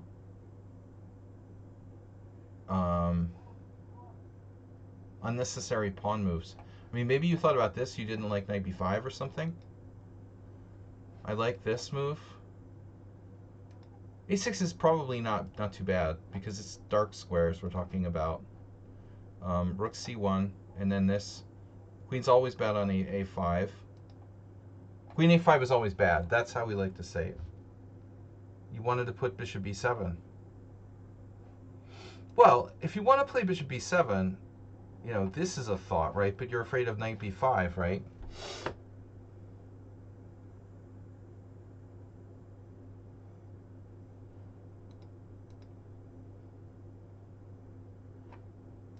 But again, I could ask you, you know, if you wanted to play bishop B7, why are you playing queen A5 here? You're now facing knight D5, knight C7, so I guess E6, small center, is the way to go.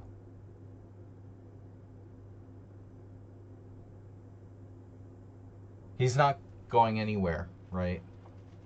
After E6. If we play B6, he can play knight D5 or B5.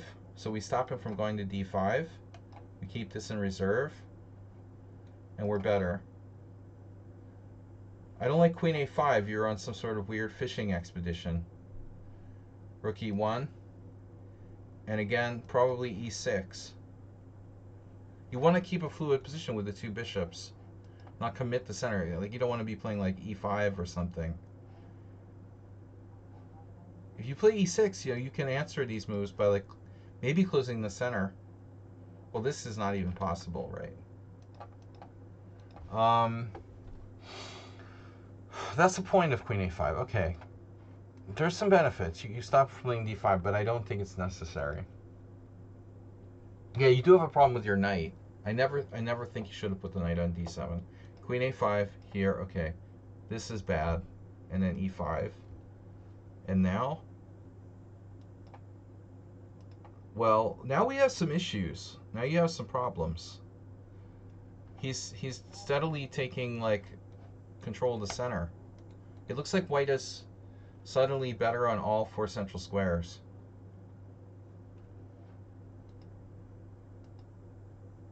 Magically, white, you know, gets control of the center. Rook D8, maybe?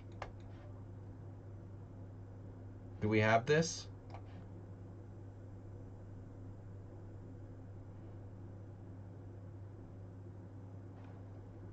Probably.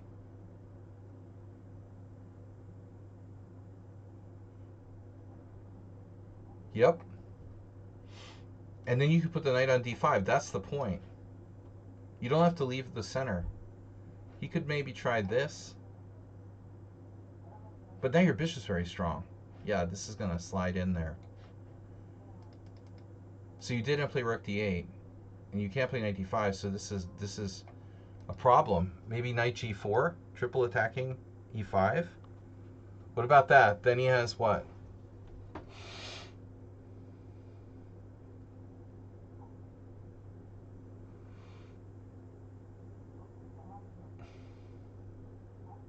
You're going to lose to some kind of distractionary B4 tactic.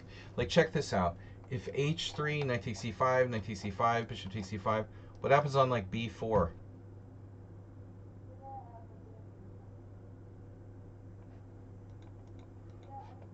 What are we going to do if B4? It's about control of the center, you know. White regained control of the center, dominating control of the center. So that doesn't work, it looks like. It fails. B4 wins. Unless I'm missing something. I mean, you have this. I don't know, maybe this works? I don't think so. Right here? Wait. Is it possible you don't lose material here? Maybe. Knight B5? Shit. Can this hold?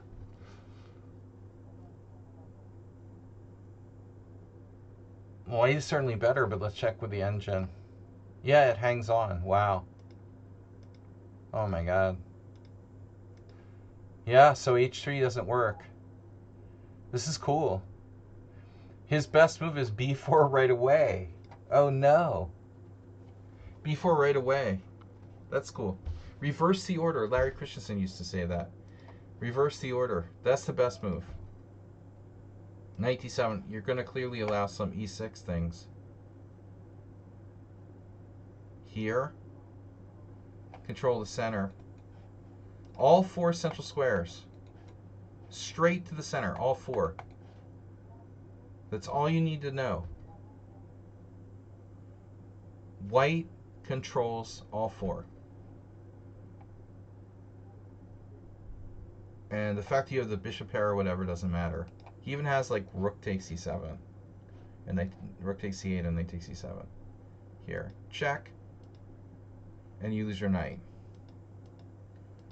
But you know, it's interesting how you went astray in that game. You know, it all starts around move 12. You've got absolutely slightly better position, and all you need to do is just play like e6 or something, and you're playing the Kramnik like hippo with 2 bishops, and you're fine. All right, guys, thanks for tuning in. Good stream. We'll see you tomorrow for some blitz around 1 p.m.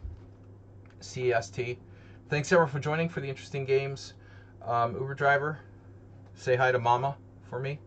And Chess Eber, thanks for resubscribing on Prime, 36 months. And Mr. Coffee with 3 bits. Mr. Coffee, see you tomorrow. All right. Thanks, guys, for the games. Some fun games today. And Friday, Blitz stream tomorrow, 1 p.m. around. And Sunday Simul, as always, Sunday evening, 6:30 p.m. CEST, Central European summertime. Blah. All right, guys, take care. Hey. Bye-bye.